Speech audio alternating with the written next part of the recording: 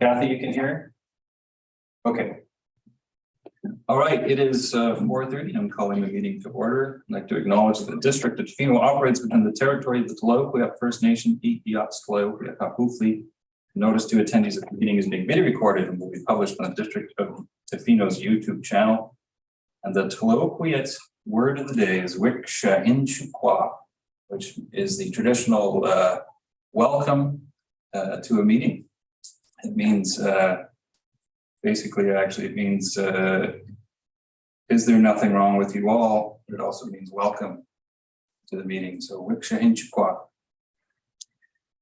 We recommend that pursuant to section 15 of the District of Tofino meeting procedure bylaw number 1229/2016 as amended, the August 23, 2022 regular meeting be held electronically via Zoom and live broadcasted on the District of Tofino's YouTube channel, and that the facility provided for the public to watch and hear the meeting be located at Municipal Hall 121 3rd Street in Tofino, BC, through unanimous consent. If there are no objections, I will move that.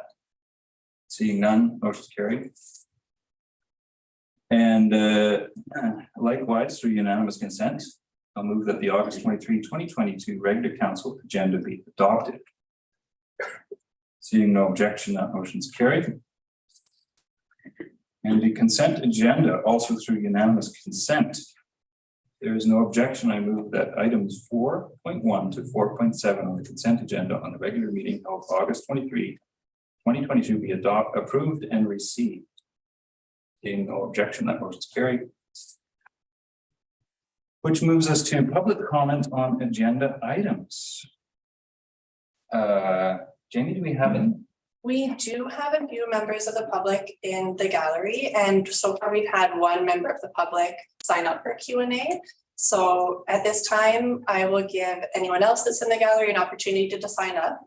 So if you would like to make comment on any agenda items, you go to the Q&A section and you type in your name and which item you would like to speak to. And I will call 3 times and then we will just go through the list.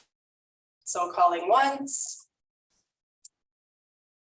calling twice, and calling 3 times. Okay, thank you, Ms. Larson. Yeah, so the one person that we have signed up is Heather McGregor, and she would like to speak on agenda item 9.1. So at this time now, Heather is in the list of attendees. So Heather, I am just going to unmute you for up to 2 minutes, and you'll be able to speak on agenda item 9.1. And Heather, can you guys hear me? Yeah, please just state your name and your address.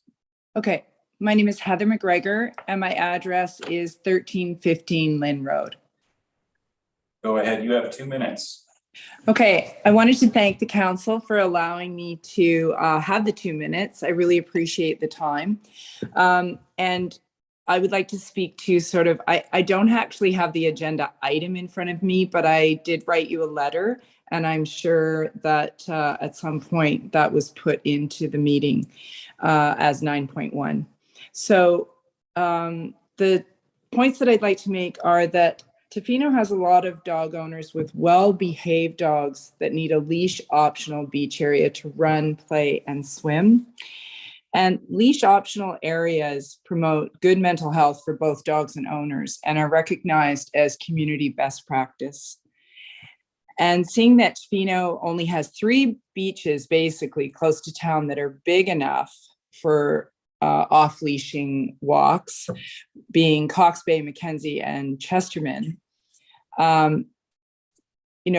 we'd like to say that basically in our estimation, Cox and Mackenzie are high traffic tourist beaches and are maybe not ideal locations for an official off-leash area.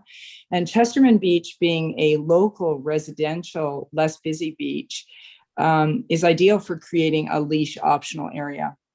We respectfully propose and hope that council designate Chesterman Beach as leash optional. And we look forward to working with council to discussing the next steps in making this a reality. Thank you. Thank you very much. We just to let you know, we reserve our comments for in the agenda item. Ms. Larson, do we have anybody else signed up? There is no one else signed up for question period, or sorry, public comment period. Okay, super.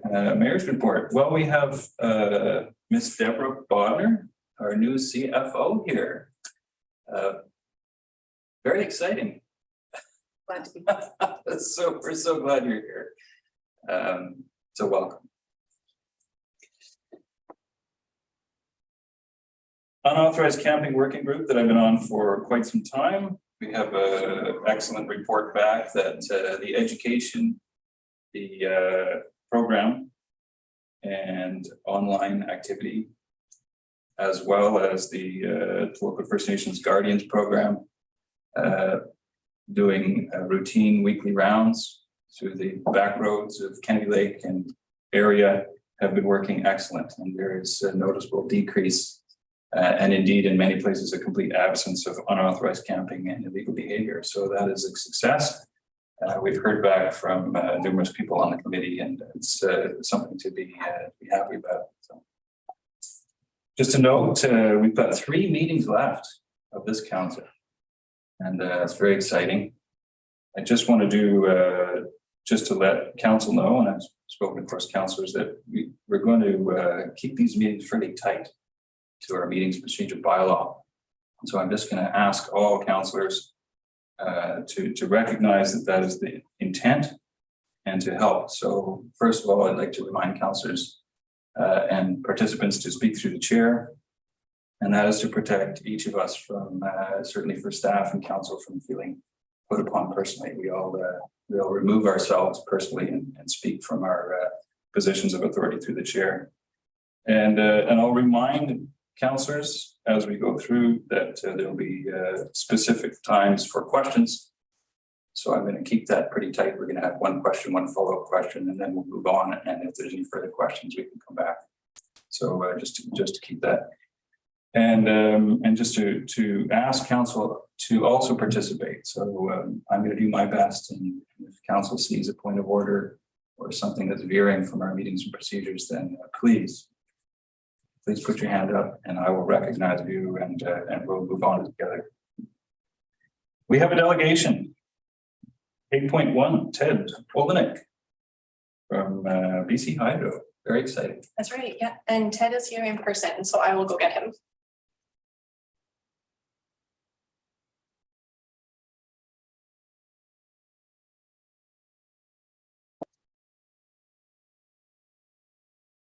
Welcome. Thank you.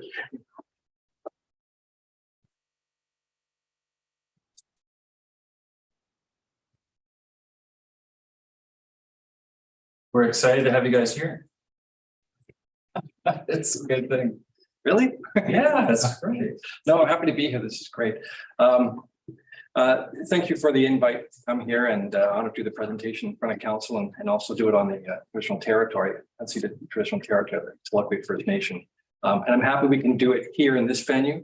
I know it's scheduled perhaps for UBCM, but this way we can also speak to the community as well on how we're meeting the needs of the electrical needs of the community, how we've done it, how we're going to do it, and the projects that we've proposed. But first, we can, I have the control. We'll just want to go over how we supply the West Coast. Vancouver Island, we generate about 40% of our own power on the West Coast, on the island, pardon me.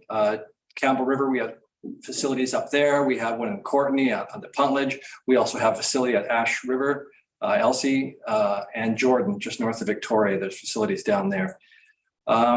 The remainder, the other 60%, comes over from the mainland, of course, by 2 major transmission systems. One done in Duncan. You'll see that big transmission substation just north of Duncan, VIT. That comes across from Tsawwassen over to Duncan. And then the bulk of our system comes over from the Sunshine Coast across Texada and lands at Nile Creek, Qualicum Bay, just north of Qualicum Beach. And that was the line that caused us some unfortunate grief last summer during the heat dome. We had some issues with that. And so you'll see that once the power comes onto the transmission system there, it goes to the Port Alberni substation, and the GLC stands for Great Central Lake Substation. And then it follows along to the Long Beach substation, which is just east of the visitor center.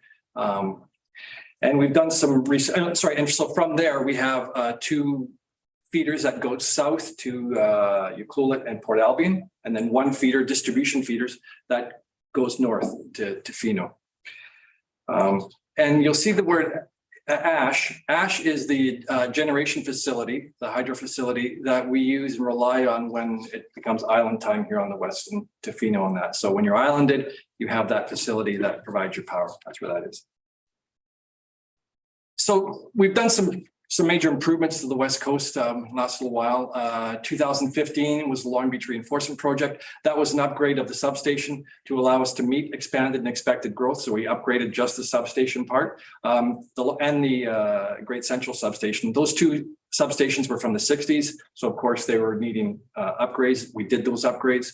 2016, you recall when fiber optic came here, well, we also took that opportunity because the fiber optics were placed on top of our transmission lines. We upgraded our lines as well when that work was being done to the system there.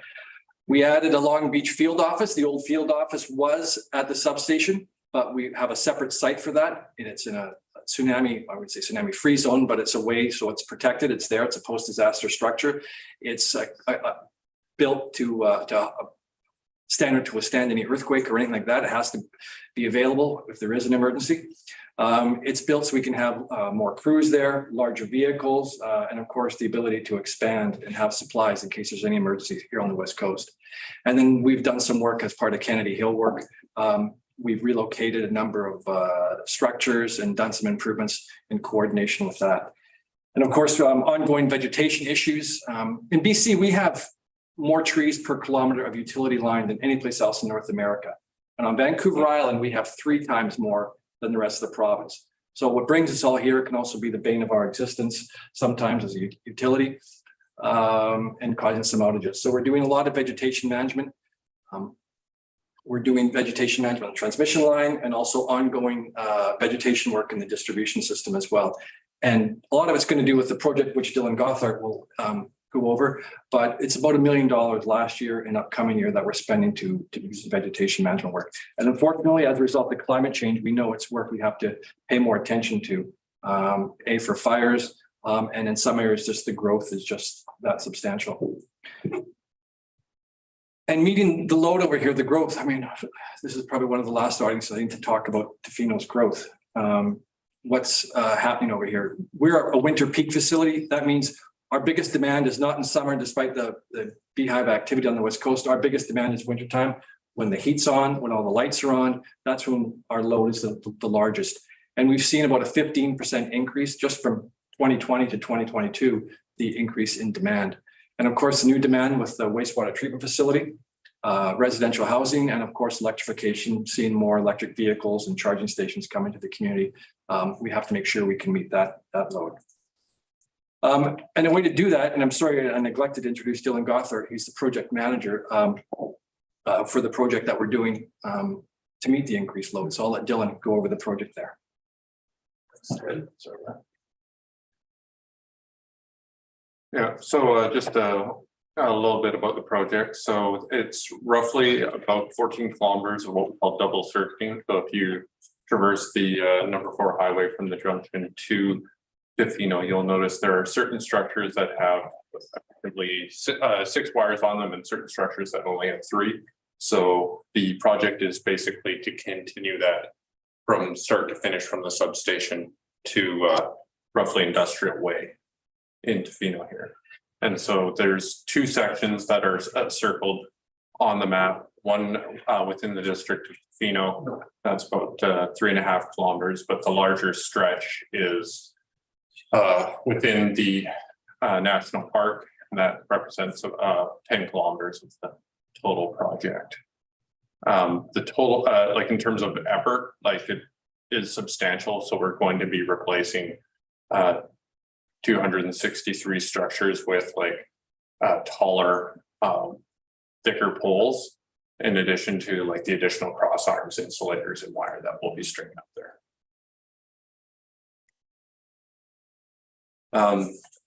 Vegetation work. So the first bullet is not mine that I can speak to or take credit for, but basically this is part of our regular maintenance cycle on Vancouver Island.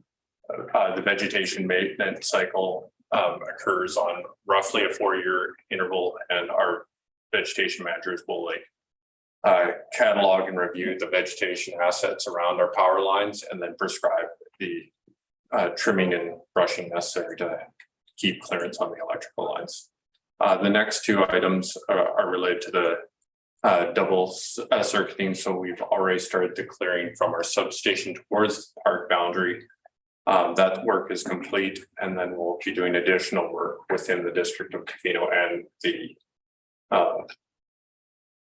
National Park this year. In terms of rough schedule, so we're currently doing the civil work. If you've been by the junction lately, you probably would have noticed increased traffic control, inconvenience, that sort of thing. And we expect that to be completed by the end of September. So far, conditions have been favorable, and we're making excellent progress there. Once that's completed, we're going to start the new cable installation. That should really seem benign to everyone, because we will already create the working spaces so that hydro employees can pull and terminate cable without interfering with traffic or the public.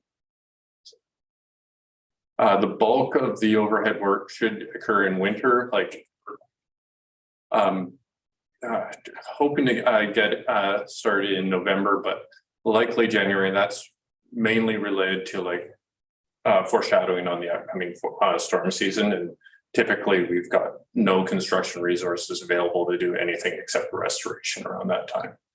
And typically we'll get a bit of a winter drought, if you will, which then would open up a window for construction for us.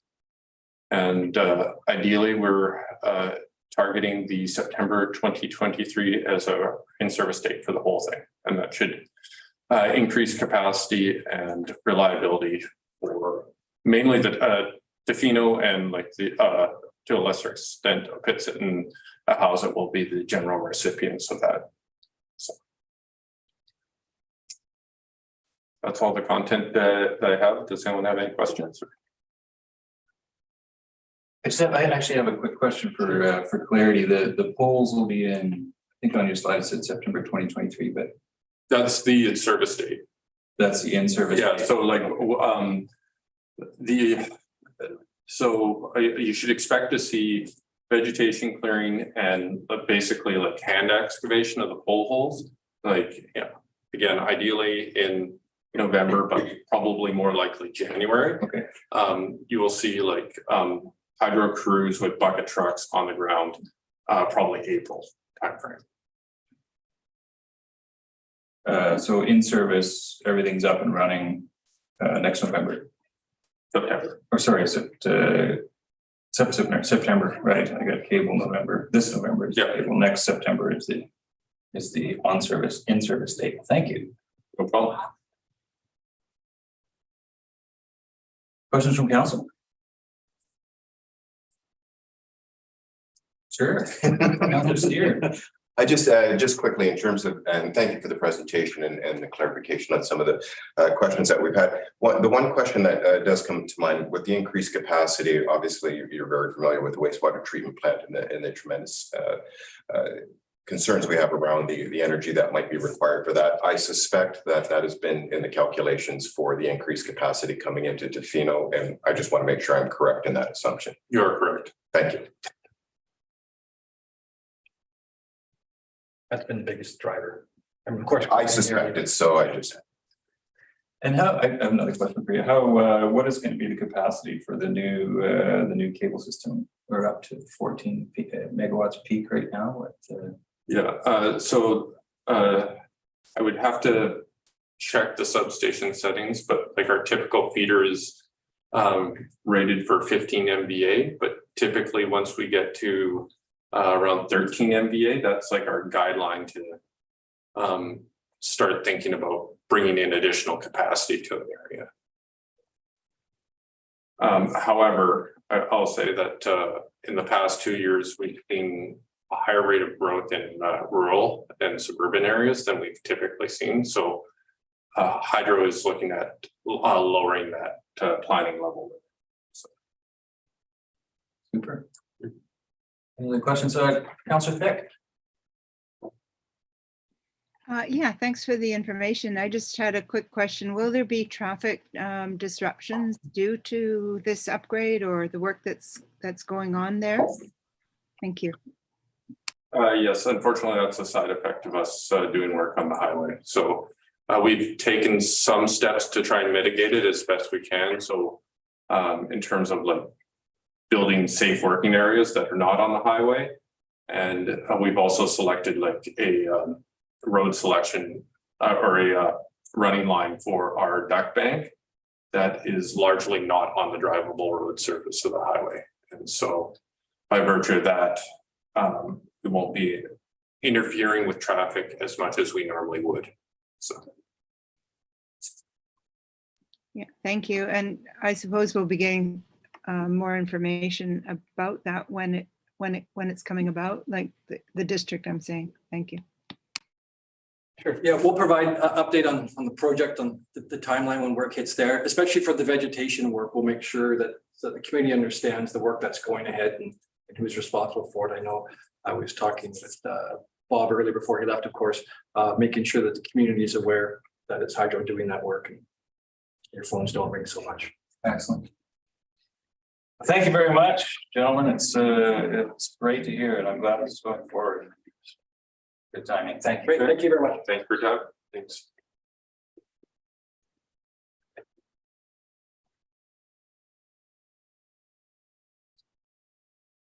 We have delegation.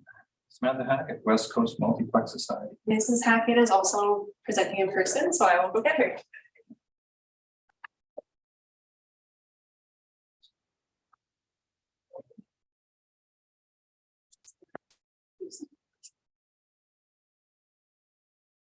Hi. Welcome. So weird being back here. So great. Can I get right to it? Absolutely. Okay, great. Go ahead, you've got I have a video, but before we go to that, I just wanted to acknowledge the project's Indigenous partners and the territories on which the West Coast Multiplex facility will support, which is Tla-o-qui-aht, Clayoquot, Tla-o-qui-aht, and just in the spirit of truth, healing, and reconciliation. And also introduce myself. I'm Samantha Hackett, the chair of the West Coast Multiplex Society, and I'm here representing some people that are online and listening in, a group of dedicated West Coast locals currently representing on the board 5 of our 8 communities. And we are all volunteers that over the last 2 decades have given a lot of our time and effort to helping you all bring this multiplex to reality. Thank you for your time today to talk about the next steps for this joint West Coast community gathering space.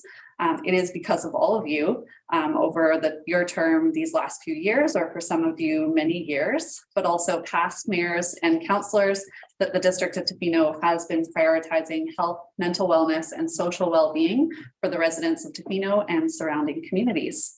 And I just lost my go on the video whenever you're ready. You may have to lock that door. Right?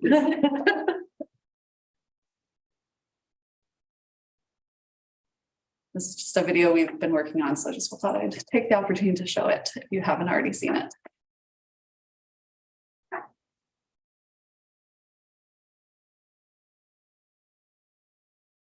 I'm just going to pause it for a moment to get the volume on. So I thought I'd just take the opportunity to show it if you haven't already seen it.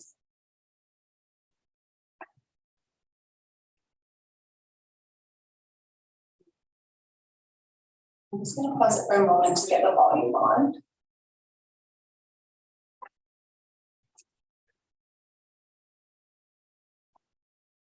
I have a suggestion. We could put ourselves on mute while the video is playing. I have an idea. Just give me 1 moment and I'll see if it works.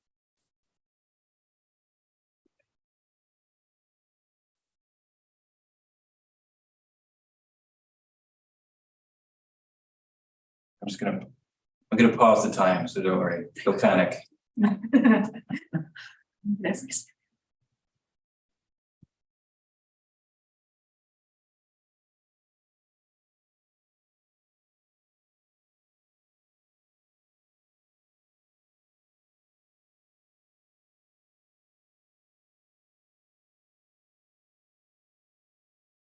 Okay, now I just need to share it to the screen so that it records on our Zoom.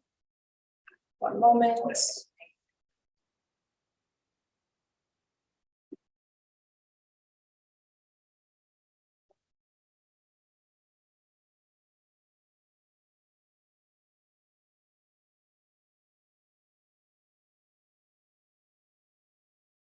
I grew up always loving hockey. I played a lot of floor hockey when I was a kid. Probably only ice skated maybe 15, 20 times in my life until this guy started playing. So, but I never had the chance to play ice hockey. Always wanted to. How long do you drive for a 1 hour practice? Roughly 4 hours. Like one of my friends who played this year, he doesn't want to play again because he doesn't want to do the driving anymore. So I would just have a dial, I'd put them in a car, I get to Port Alberni or Nanaimo or Vancouver. We went all over, we went to Freebird Island, we went to UBC, Victoria tournaments, Campbell River, wherever we could find them. like a lot of driving and to have the facilities here is so amazing. We hear a lot of people say it's a great place for young families, and then as soon as your kids start to get a little bit older, they start to pursue other recreational activities. It becomes a challenge. You know, we get over 200 days of rain here a year, and I mean, really, really quickly, you start to run out of options and run out of things to do. That's the plight of youth in some of our smaller communities, you know, people they can't get out, nothing for youth to do or gather. I was like, ask to have a pool. No more driving so long just to get to a pool. There's not much available for them now. It's something that's sadly needed in this whole district. It's a real joy to raise kids here, and it's not always easy. There aren't as many amenities as you might like. I watched a lot of young families move away.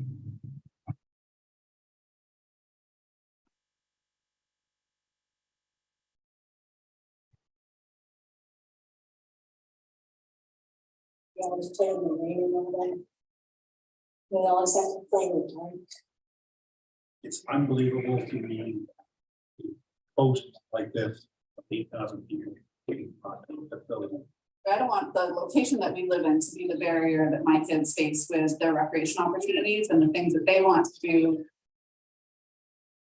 For him to have the ability to do things that he loves in a place that I love and we love, it would be just amazing. You could have a team with all your friends on it too. That would be pretty fun. I've never been on a tree. I lived here for almost 10 years now, and I can't even think of the number of families that I've known that have already left town. The arts are certainly important, you know, and greater communities at large, and having a venue out there where you could also have some proper like live acts and stuff like that.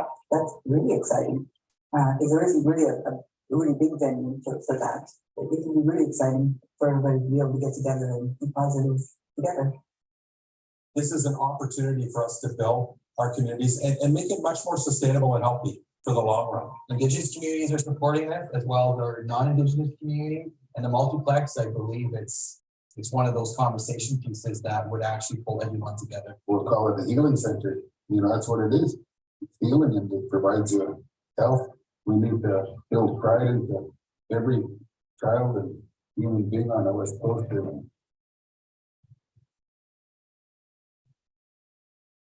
We save one life, it'd be well worth it.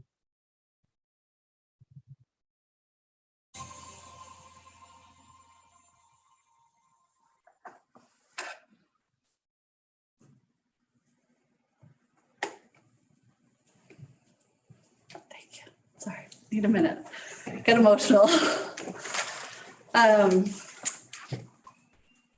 So with the direction and foresight that the leadership of all the municipalities, First Nations, the ACRD, and the 8 West Coast communities have been in pursuit of this shared recreation facility for the West Coast.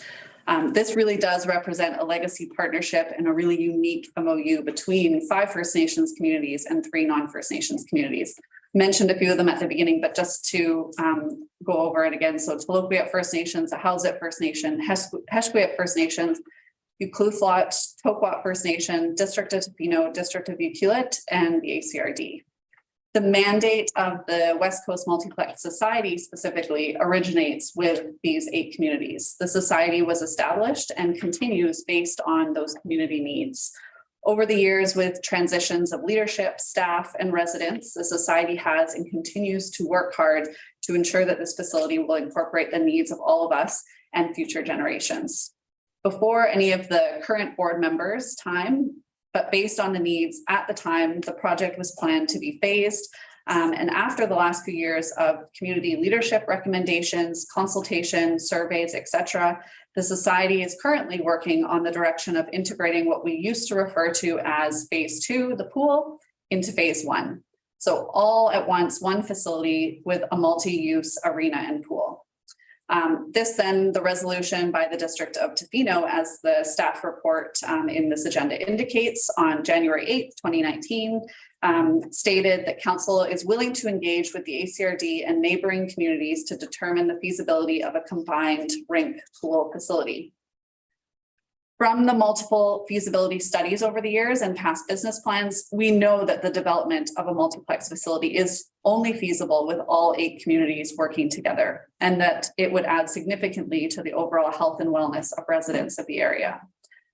Over the years, Tla-o-qui-aht First Nation has been instrumental in moving the project forward and was able to significantly in 2016 when they secured a government grant for $100,000 for the updated feasibility study and business plan.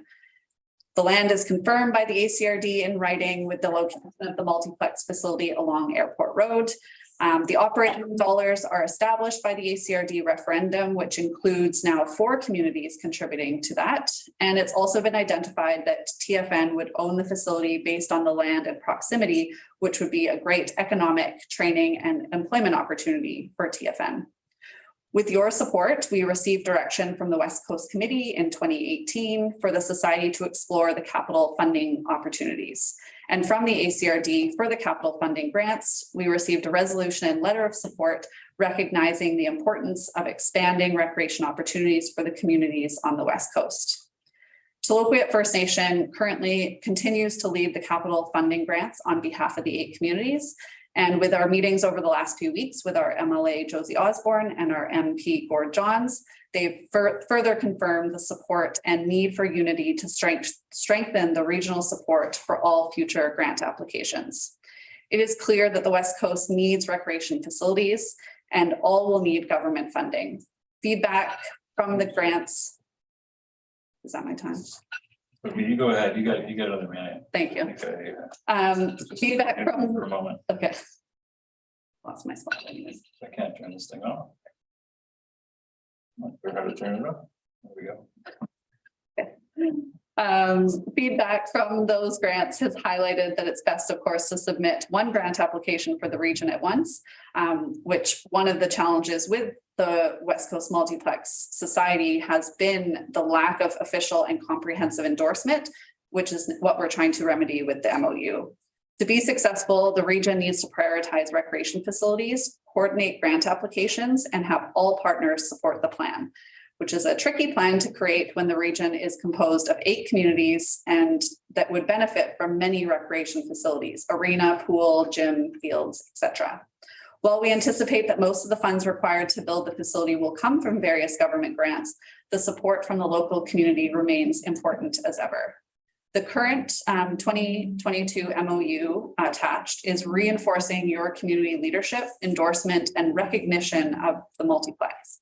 It affirms that the society is acting both with the aforementioned mandate and the direction and understanding that the West Coast Multiplex is a regional priority. The attached documents are the next step of the shovel-ready project, and the MOU is a renewal as the last signed MOU was in 2012.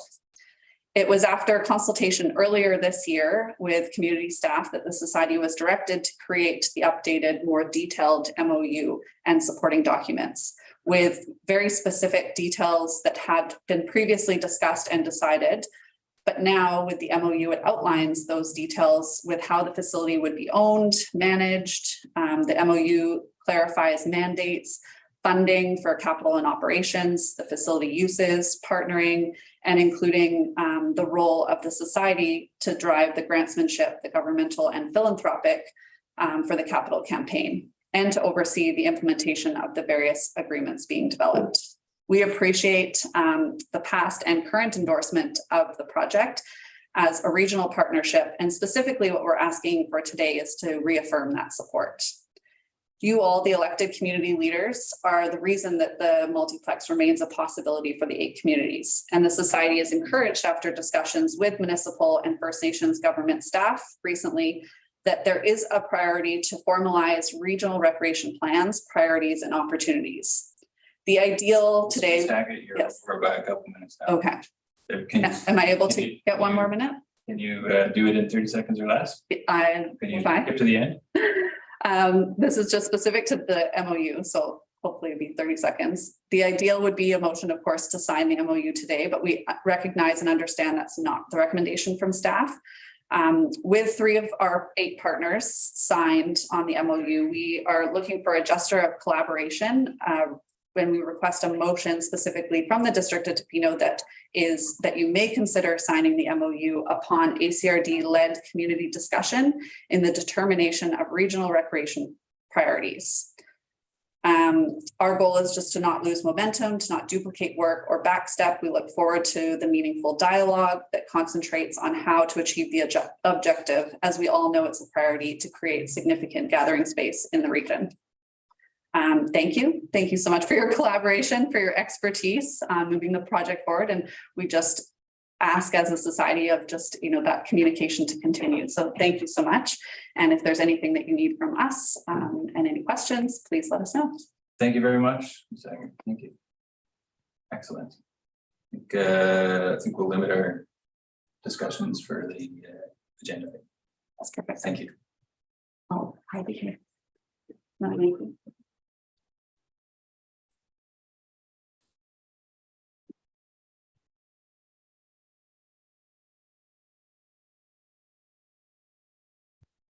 Okay, moving on to correspondence. We have correspondence regarding off-leash dogs on Tofino beaches. We did, of course, have Ms. McGregor give a little public comment on this. Comments from council before I make a comment?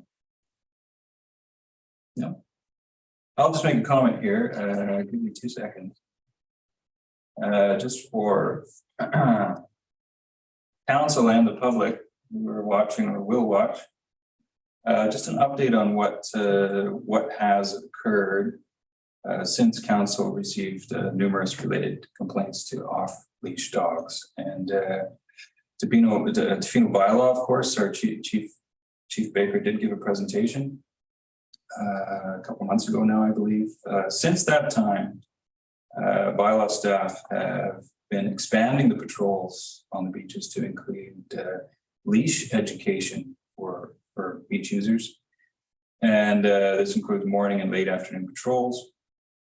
Our bylaw staff have been offering courtesy leashes to dog owners who may have forgotten their leashes or don't have one. There's also, I know there's a communications effort to let everybody know that that there is an existing leash bylaw that has been there for some time, and educating people also on related responsible dog ownership and responsible dog behavior on the beaches, with specific education focus on impacts of dogs to not only other dogs and people, but to shorebirds. There is ongoing right now, the bylaw is working with WildSafe BC to identify possible locations for future designated off-leash areas for dogs. And so that will, I understand some people at Chester and Beach really want that beach to be an off-leash dog area. But we will wait to see what bylaw brings back from their collaboration and consultation with WildSafe BC. So I just want everybody to know that this is an ongoing and developing issue, and council is committed to trying to find a reasonable solution for the off-leash dog issue, and hopefully one that at least the majority of residents and the majority of our dogs in our town will be happy with.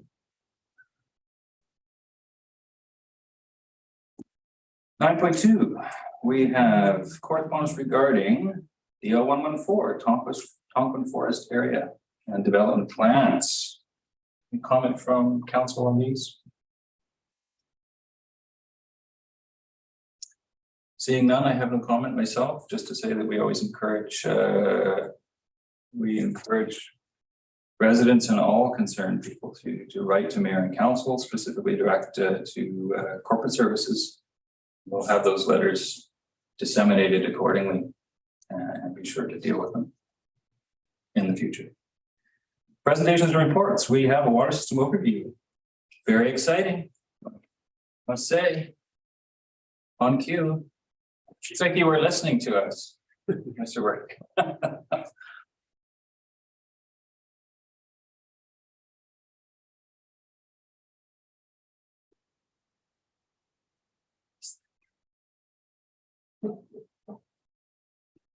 Good afternoon, Mayor and Council. Am I good to go? I didn't actually hear. We were just looking inside the door.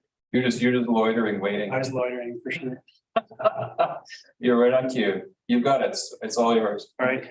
Good afternoon, Mayor and Council staff. Thanks very much for having me today. My name is Fraser Work.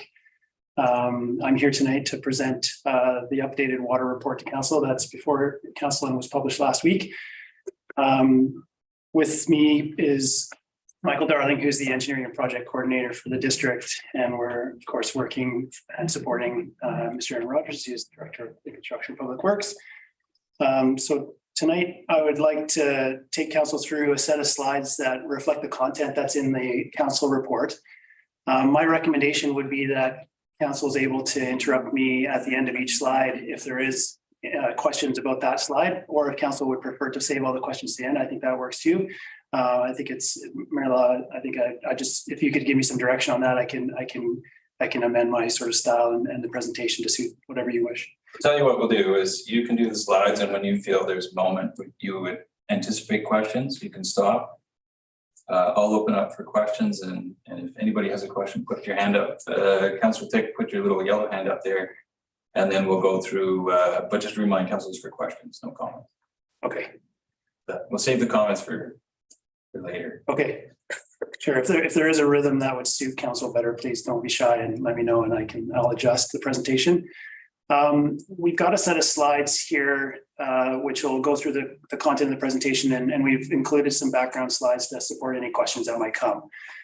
So I'll start with a brief introduction just on this slide, and then I'll jump right into it. I'll move as fast as I think is appropriate, and if I do need to slow down or if you wish me to take some more time, please don't be shy. So as I said before, for the people that are watching, my name is Fraser Work. I'm a professional engineer and previously held positions as the District of Tofino's Director of Infrastructure and Public Works, as well as the City of Victoria's Director of Engineering and Public Works.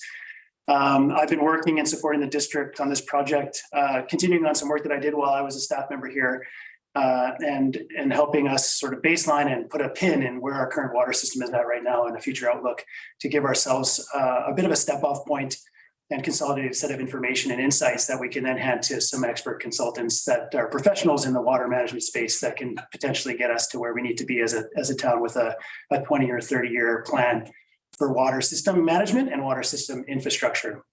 I should be clear to say that I'm not a water engineer, and I'll touch on a few points which describes the sort of differentiating factors between my background and what is, I think, needed and the best service of the district, which is some expert advice in certain key areas so that the best decisions and the most value for money decisions can be made. So if I'm able to do my slides from here, I'll step through it.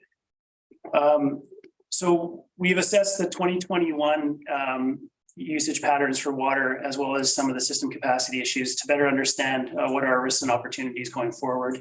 Of course, we had when we embarked on this review, we had a complete set of 2021 information and all the information that we had from before that date. And we were only starting to amass a better understanding of what 2022 looked like. So if there's questions about 2022, we'll do our best to model or to provide insights on what that looks like today in comparison to what we've established as a baseline. Water scarcity, especially during the high peak summer tourist season and the low rainfall season, continues to be the central issue with respect to managing and the challenges with respect to Tofino's water system. But we do have lots of options that exist for improving the ratio of supply and demand, which include both management types of interventions as well as technical or infrastructure types of interventions. And we'll talk more about those as we go through. So this review or this study is a precursor to what we have talked about in front of council in previous budget discussions and planning discussions, which would support the completion of a water master plan, which really would lay out the framework and the guidance for investment plans and priorities, as well as different priorities for management of the system. Could include things like training and development, operational changes for the staff groups, but it of course would include classical elements of asset management plans, like when and do certain pieces of infrastructure need to be replaced? What is the expected lifespan of very expensive and very important pieces of infrastructure, and how should we best plan for such things so that we can both manage an affordable system, but a system that has the right level of service for our community at quality, pressure, flow, and then volume of water, of course, to service our people that are connected to the system. So we want to make sure that we can maintain an adequate or suitable level of service over the generations to come. And in order to do so, we need to understand a little bit more about how those things will behave over time. When we started to look at the information, we pulled all the historical documents and started to sort of assemble everything we knew about the assets. As council may imagine, there's a lot of pipes in the ground. There's a lot of infrastructure, pump stations, water treatment stations, storage utilities, and Mears Island source water, all of which have been improved over the years and expanded in several cases, and all have different lifespans and different risks and considerations.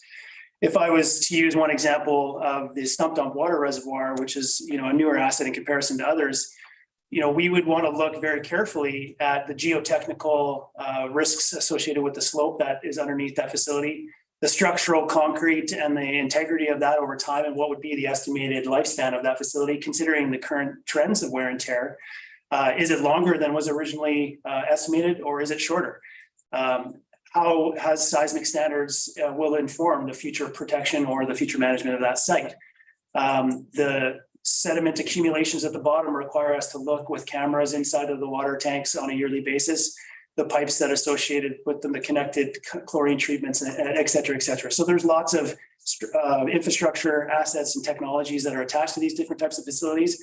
In many cases, we need different professionals to look at each one discreetly, and then we need someone able to knit it all together in an overall plan. And that's exactly what the master plan is intending to do. We do need some key condition assessments to be completed in critical areas. The steel tank structural integrity for one of our oldest tanks, which is over at Close Creek, needs to be assessed, and we need to understand how much life that has left in it. And the replacements of those assets is not cheap.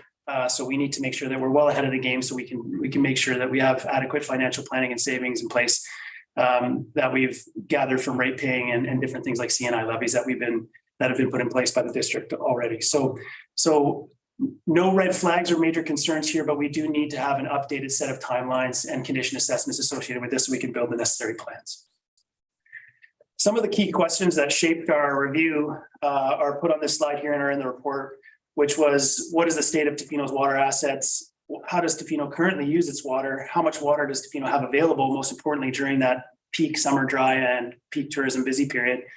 And then what are the most important actions that we would have at our fingertips to reduce those risks and ensure adequate services, with a set of recommended steps that would, of course, inform the approach for the water master plan. When we started to jump into the how do we use our water question, we assembled the best data that we have, which was informed most granularly from 2012 onwards, with weekly water transfer numbers logged via the water treatment plants at Bay Street and Sharp Road. And I know it's a little bit hard to see in this light, but the red dashed line is the 2021 baseline, and across the bottom of the axis is the monthly use. So what we see here essentially is that every year the whole system sort of marches upwards a little bit with more consumption on a monthly basis.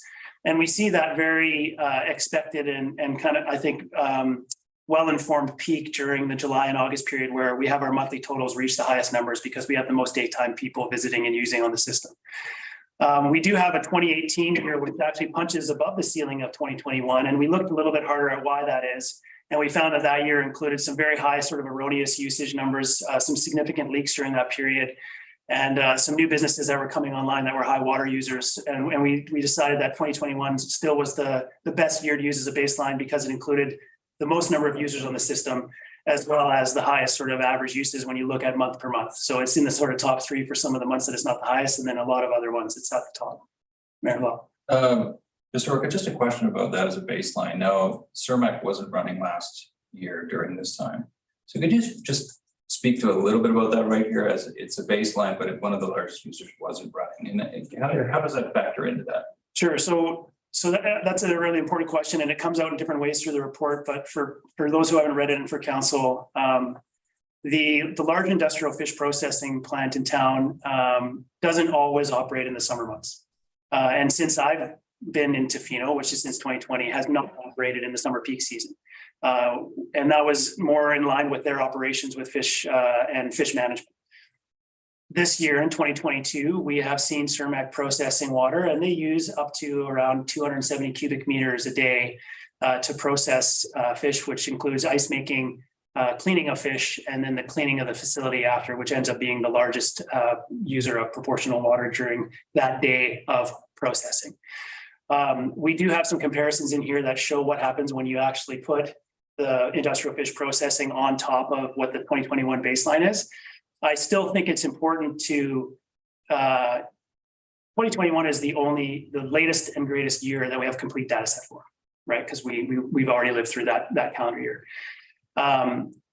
The addition of CERMAC, we've kind of superimposed what's happening now on top of that, so we can understand how we project that and what that looks like for future years. And I think the next few slides will highlight or illustrate that in a little bit more granularity, so that the viewer can understand what the effect of that is on our overall water supplies on a daily basis, and especially in that peak season. So I would probably take a swing at the sentiment is, you know, because it's 270 cubic meters a day, and we see that we're around, you know, that's monthly usage, but we're around on a daily basis, we're around 2,700, 2,500. So guess what? It's 10% on a summer day. So that's a lot, and obviously a higher percent on the other parts of the year. So it is a significant portion of daily water demand and has to be managed appropriately. And I'll touch on that a bunch of more times tonight. So when we drew our line in the sand for 2021, we decided that it was important for us managing as we go forward to say, what's our baseline water usage, so we can compare 2022 and the different years and find out how we're doing compared to a baseline. So 540,000 cubes on an annual basis, average monthly across the whole calendar year is 45,000. We jump up by 20,000 cubic meters a month when we're in the summer peak. And we're using July and August as that real summer peak, because September tapers off sharply and is not necessarily the highest as we saw in the previous graph. 2125 cubic meters is the July and average day, daily average, the July and August daily average, excuse me. And then what that translates into flow, because a lot of times we manage our creek flows and our inputs based on liters per second. So we included that number as a metric to use as a basis of comparison and planning as we go forward. So this is arguably too small to see even on these big screens, so I apologize. But what I'll do is just generally walk the viewer through what these diagrams mean and why they're important to illustrate water usage in this way. So what each of these two graphs show is the amount of water we take from Mears Island is that big block, and it actually intends to show flow and how things are distributed moving from left to right. So if we take a big block of water from Mears Island on a monthly basis, how do we allocate that water to different user types? And this graphic was really used to try to understand what are the different users' proportional water demands, and sort of set the record straight a little bit on how the water is allocated on a monthly basis. So hotel, motel, campground is at the top, and then we see residential comes in the middle block, which is split into three subgroups. And then we have commercial processing and some other kind of business use or commercial uses on the bottom, with the little finger at the bottom in blue, which is the non-revenue water. Non-revenue water is any water that we don't go through a meter and charge for. So that includes our district use of water, for both any facility at the community hall or at the toilet and the sinks across at the village green, or the water that we use to process our own water, which we backflush our filters and use to actually maintain the water operations process and make sure that it's clean and healthy. The other water that we use in district is potentially for firefighting. We've seen lots of instances of summer fires where we look at the graph on the right, which is the July and August, and you see that relative proportion of non-revenue water does a big jump up to about 10,000 cubes per month. And what that is a combination of the water that we need to backflush and clean our filtration systems at the treatment plant. That's about a quarter of that. We also use about a quarter of that water for leaks at that time, which we were able to identify because we're doing sort of daily looks on our water system and monthly water meter reads. It also represents the water that we use during peak summertime at our public facilities, like washrooms and showers at the beaches and that kind of thing, which is probably about, I'd say, it's less than 10%. Which some people think could be larger than that, but it's actually about 5% of the total there for the non-revenue. And then we have some other concerns and head scratching, which we would like to dive deeper into. This is that we have some inaccurate water meters that some of the larger users use, which means we don't account for all the water that is going through that system, which could be a very large proportion considering that we're pumping that 64,000 cubic meters a month through there. So any little error in there actually has a big impact when you aggregate it over a couple months, as well as potentially some unauthorized usage of water. We did look at the fires that we had last year. We had a couple of fires in the summer period, but we were monitoring the usage of those to prosecute those fires closely, and it wasn't much more than a couple of hundred cubic meters, if I recall correctly. And what we see there is potentially some unauthorized use of water, which means somebody tapping into the system, potentially opening a fire hydrant and using water for something, or that there are some accounts that are out there that actually aren't metered. So we'll keep that in mind as some of the actions that unfold, which are aimed to address that, but we do need to continually watch that very, very closely. What I think is important, and I can't actually see it on the TVs, but the relative proportion of hotels and resorts is about 40% of the water use in the summertime. And again, that changes once you add Cermak to the system, and the industrial stuff takes a larger portion. So these ratios change a bit in a year like 2022. So all of this is an effort to illustrate and understand how do we allocate water. Councillor McMaster. Looking at those two figures, any idea why, when you go into the peak season, residential non-rental drops percentage-wise, as does strata developments? To be expected, short-term rentals goes up. I'm just surprised that residential would drop. Residential goes, well, it goes up in total, but 16% for the year. Yeah. And it drops in the summer to 14%. So through the mayor, we don't necessarily understand in some cases what happens here. We did an initial scan across business license for the residential accounts that included short-term rentals.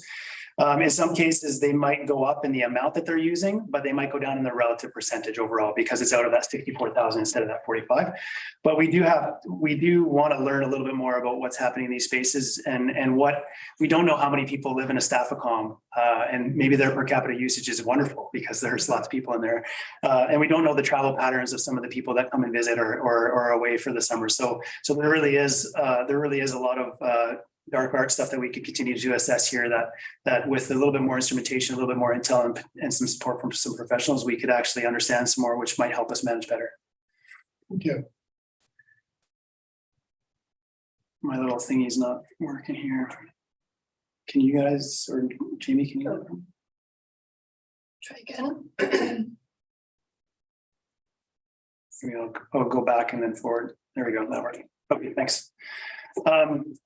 So the top water users, there's 14 accounts that are listed here that show mainly resorts, with the one exception, which is Cermak Fish Processing, which is the second tower on the left. I draw your council and the public's attention to a couple of important elements to this graph. One is that the aggregate total of the top water users accounts for about 25% of the summer water, or the annual water usage in Tofino. This isn't meant to poke at the burden that represents, but it actually is. I think it has some important insights. we're a resort municipality, and I think you would expect the ratios to be distributed like this. I think if you were a more rural municipality, you might see that these types of proportions or ratios were associated with agriculture or some of these bigger users. So I don't think there's any alarming bells on any of this. What I would note is the lack of a blue line for 2021, which is the no Q3 operations at Cermak, but they were still the second highest total, which just gives an appreciation of their overall proportion of district water usage. But what I see here more than anything else is an opportunity. So we have a relatively small stakeholder group, which uses a relatively large proportion of the town's water. And I think that when we have a smaller group of influencers that influence at that level, we can make change and pivot and actually make improvements easier, because we can actually get ourselves in a room with a relatively small group of leadership and build community around these shared issues and shared concerns and actually make change in a maybe a quicker and a more effective way. So I see this as a real opportunity for Tofino, is that we have that, again, that small group of stakeholders who have quite a disproportionate amount of influence on the system and potentially could deliver big improvements for us. The next question we asked ourselves was, are Tofino's rainfall patterns changing meaningfully? Can we see emerging patterns of lower rainfall overall or differences in the seasonality of the rainfall? So the first one is taken as a set of data that Michael assembled from the Tofino Airport rain meters over the last, since the 1960s, so last 60 years or so. And what we see in this data is maybe a slight decline, which is sort of refuted by some of the provincial data, which actually goes back to 1913, which they say we're probably in a slight incline. So both are kind of slight. So I feel professionally right now that there's not enough information here to say we're changing either way, and it seems reasonably consistent. One thing you do note at the right-hand side of that graph is we haven't had the big spikes like we see in some of the other years. And if you look back, you can see those lows in 1985 and some of these other years where their proportions of rain in the were quite a bit lower than the average, and represented some significant droughts. I haven't been able to connect with anybody that saw that in Tofino and what that was like here as a lived experience, but I'm sure that there's some people that have some interesting stories that could help build insights around what it's like when a summer goes that dry. So the next thing that Michael and I looked at was, how does the aggregated sort of spring, summer rainfall build over time? So what we have is the months starting with April. So if you said, I'm going to start counting raindrops in April, and how does that help us understand how drought manifests in our community? Every year is a line. So what we can see here, generally speaking, is that none of these trends, we're not seeing all of the recent years being lower in the summer. We're seeing quite a bit of scatter, and most easily represented by what is the red line, which is 2022. So we've all lived through quite a wet spring and June, and we're seeing that to be almost by the time the end of June came around, it was sort of the record year in the last 20. But when we look at the 2021 year, which is the purple line at the bottom, it went super flat almost all the way from May onwards, with a few peak rain events in May, but it went very, very dry for a long time, even more dry for a lot of that period than the 2006 drought, which I think is the one that's in most recent memory. So if I go to the next one and strip away a bunch of the noise, what you see is the center solid line is kind of the average. And we see a lot of variability. We see some years we're above the average and we have quite a hefty rainfall in the beginning. And in other years we go quite low and we have very little rain. Some have a very steep rainfall in September and they catch up, and then others kind of have a dry December and go flat even past the edges of this graph. So I think the key takeaway for here is that this is actually a useful tool for staff and for others that are watching it to kind of visualize how are we doing in comparison to other years. Is it a very dry summer? Is it a very wet summer? That kind of thing. We were also interested to understand, can you look at the triggers at the early part of the year and say that we're going to be in a drought, or we're going to have less than adequate supplies in our creek beds and that kind of thing, but we can't see that yet. So it was kind of a road we went down, and what we got from it was basically just the basis of comparison to different year on year for this period of time. But it definitely does help us understand if we're below average or above average, and can help us inform some of things like restrictions and timings. So I keep calling this graph a stock market crash, or I kind of think of it as a Canadian dollar versus American dollar, but this is the classic kind of graph of rainfall in blue and our daily demands in orange. So what we see, this just illustrates that real discrepancy between supply and demand. So we have our lowest of low rainfalls and supplies during the same time we have our highest of highs demand, which means that that's essentially the challenge that we have.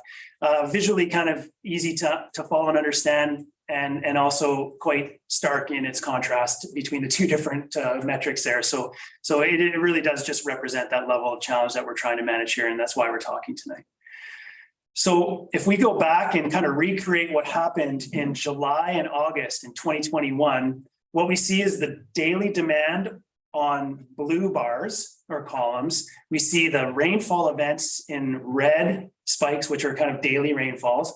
And then we see two dashed lines at the top. One is the maximum that the water treatments can put out on a daily basis measured against the left-hand axes. And the second one, that dashed kind of blue-green line, is what the creeks provided on a daily average in 2021. So what we see when we look at this graph is almost always in last year's 2021 data, we see that demand was below supply. So when you see in a couple of instances where the blue column pokes above that green dashed line, that's the day that it's above the supply, but then it's not, but then it doesn't stay there for very long. So it's quite an easy one to see, like, how are we doing? Are we way above our supply with our daily demand, or are we quite a bit below? And you can see here that on average, in most days, even in the busiest part of the year, right now, our baseline, we're below supply volumes, which is great. That's where we want to be. We see us punch through the ceiling there of the orange line for a couple of days. That first week of August is historically those big numbers, August long weekend, and we see just the largest numbers. That year was also heat wave year, and we had very, very high demand. And then you see that kind of flatlining effect at the end of the month where we were in stage 3 restrictions after the 22nd of August, almost a year from yesterday. So, and what was interesting about 2021 is even though those rainfall amounts weren't huge, they're measured on the right-hand axes, you know, sort of 12 millimeters of rainfall in those days with a couple little blips. They were they seemed adequate to sustain us for even that dry, hot summer. It didn't seem to need it a lot. We don't have fog and those types of things on here, which we're very interested in understanding. And you all know when you walk outside in the morning where there's no rain, but there's fog and there's wet drips under the tree lines. And I get excited about that because that means things are still happening and there's still water going into the creek beds, which would be interesting to see what role that plays when we even don't get those spikes of rain. So that's 2021, July and August actual look back. So the next thing that we did was try to understand if we project that baseline forward under static current, and I say 2021 is current conditions, what does the demand look like set against the creek production? So what we see here is the interesting bits, and you may not realize because it just looks like a couple lines, but where the green line crosses the dashed lines is kind of the interesting bits, and I'll explain. So average peak season demand is on the left, which is what we're measuring on all of these graphs, which is our water demands. So if we're aggregating our demands on a year, we cross the line right around 2030, 2029, where we start to use a little bit more water than the summer drought of 2021 could produce in the creeks. And then what we do is we look at the average creek flows. We don't actually cross that until late 2037-ish. So from the average flows that we've measured since 2013 in our creeks. So what that graph tells me and tells us is that if everything stayed the same and we continued to grow at today's rates of 2% a year of demand, that's not population, that's water demand, which continues to grow about 2% a year. If we continue to grow, we will actually be using on a daily basis a little bit more water than a summer drought like 2021 would supply, but right around the end of this decade. But we don't necessarily know if the creeks will continue to deliver the same, if the rainfall in the summer will change, if climate change will be more abrupt than it will be, or if it will slowly decline or trend. So what we thought was we should look at scenarios where the creeks declined a little bit, and we were informed by the province and some of their creek data that shows, you know, a 1% decline per year, or even a 1% decline per decade. So we were looking at it, we're like, well, what seems reasonable to us? Sorry, I've lost my control again. I went back and forward, Jean. Should I try again? Yeah, let me just see. Okay, there you go. Oh gosh, yeah, thank you. So what we did here was we mapped the creek declining on both average and the bottom line is low flows. So, and then we added some scenarios where the demand increased at a higher ratio. And so the green line is 2%, the yellow line is 3%, the orange line is 4%, and the red line is 5%. 5% water daily demand increases on a yearly basis. Again, not tied to population. So I know that can be, a lot of these graphs that we would have seen in the past would have been more population based. But what this tells us is that if we actually start to slow the production of some of those creeks, we lose the years where we're in a good spot, where our demand is still less than supply. And what this tells us is that we start to look at, we start to look at this, we still using that current trajectory of the green line and the declining creeks at a 1% per year of creek flow decline. And we look at 2027 or 2026 is where we would start using more water than a summer drought would provide. And we wouldn't use more water than an average summer would provide until about 2032. And I'm going to summarize those in a table.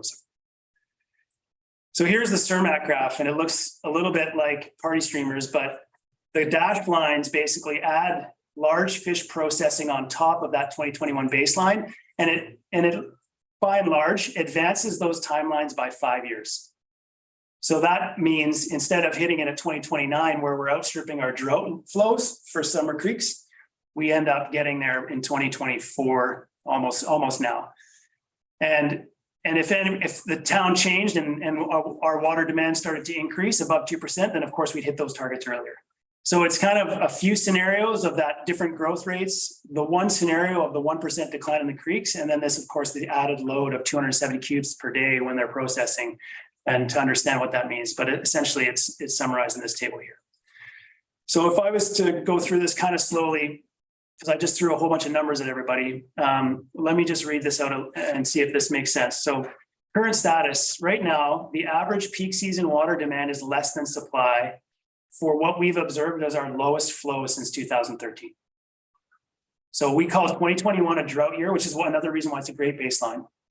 So 2021 is a drought year. So our demand is still below what the creeks are producing on a daily basis. So we have headroom. We have room in there before we would really be relying on daily storage volume rather than daily creek flow inputs. Oops. Now, if we have our current demand increase per year, we project that we would sort of equal our demands on a daily basis would equal what a drought 2021 summer could produce from a creek bed in 2029. And we would only exceed what the creeks would provide on average summer conditions in 2037. So what does that mean to council and the public? That means we have time to plan and time to make improvements and time to intervene. And we have, in this case, 7 or 8 years before we would literally exceed what a summer 2021 drought could provide in the creeks at Mears Island.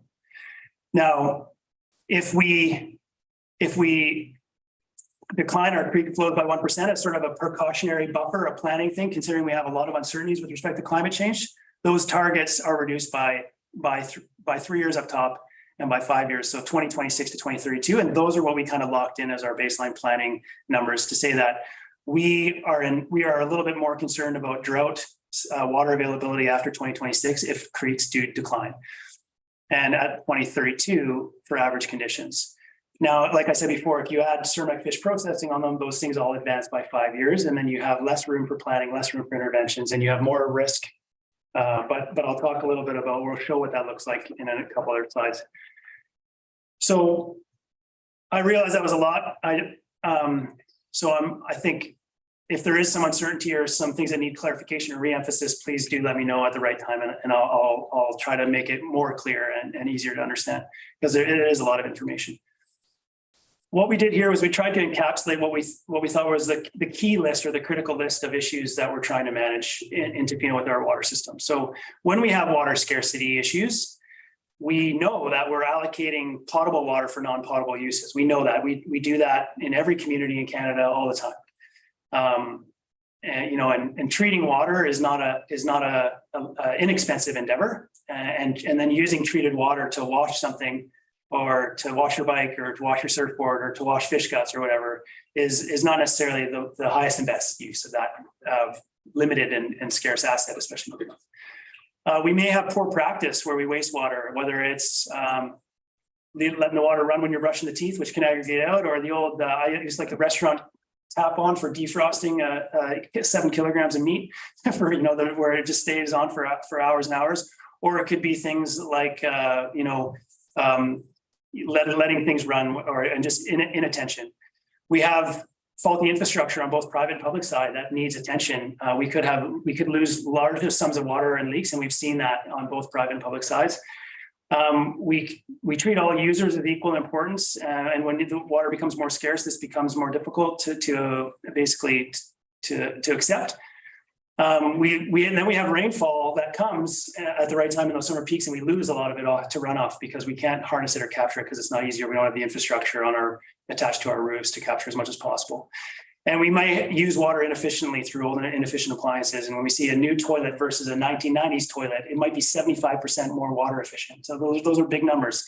Even if it's yellow and mellow stuff can make a big difference in a household when it comes to water usage. Some jurisdictions, like whether you're Australia or South Africa or some other water scarce regions, are starting to look at water prioritization and water allocation and starting to try to define, with respect to human needs, what are the top users of waters and the highest priorities of water, and how can we craft policies and programs that support this type of an allocation. So this is a study from Loughborough University that tried to match water to Maslow's hierarchy of needs. And it's kind of interesting because in some cases our water restrictions try to do that through this indoor-outdoor usage, but it's sort of a proxy for priorities or importance of water use. And of course, those countries or jurisdictions that have water issues on a yearly basis are kind of ahead of the game, and we can learn a lot from them as we go forward. So a couple more graphs here to go through, and this is again another look at that 2021 year, but the top shows the percent of our storage volume on the system. So what we see there is that we didn't dip into our water storage, meaning drawing our storage down past the levels of the sill of our dams or the tops of our tanks until we had some of those big spikes in around the first week of August.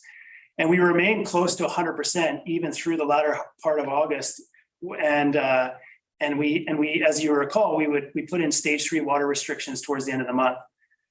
So you could look at this graph as a cause for optimism and say we've got lots of water, and you wouldn't necessarily be wrong. But what I would share with council is that every single line that's on the next day that you haven't reached yet is unknown to you as you're managing water in real time.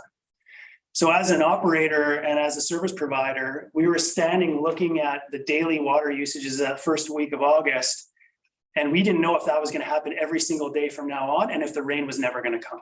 We had a bunch of days, if council recalls last year, where they were calling for 18 mils of rain and maybe 1 or 2 came. So the forecasts were uncertain. The usage, we don't know how much the users are going to use. And we don't know how much we got in the reservoirs. It's kind of like planning a road trip with a car that has a faulty fuel gauge. It's very difficult to plan for. So you put in precautionary principles in place, and you start to be mindful about worst case scenarios and how much water we would have left if it all went for a real bad turn. And we invoked our stage 3s.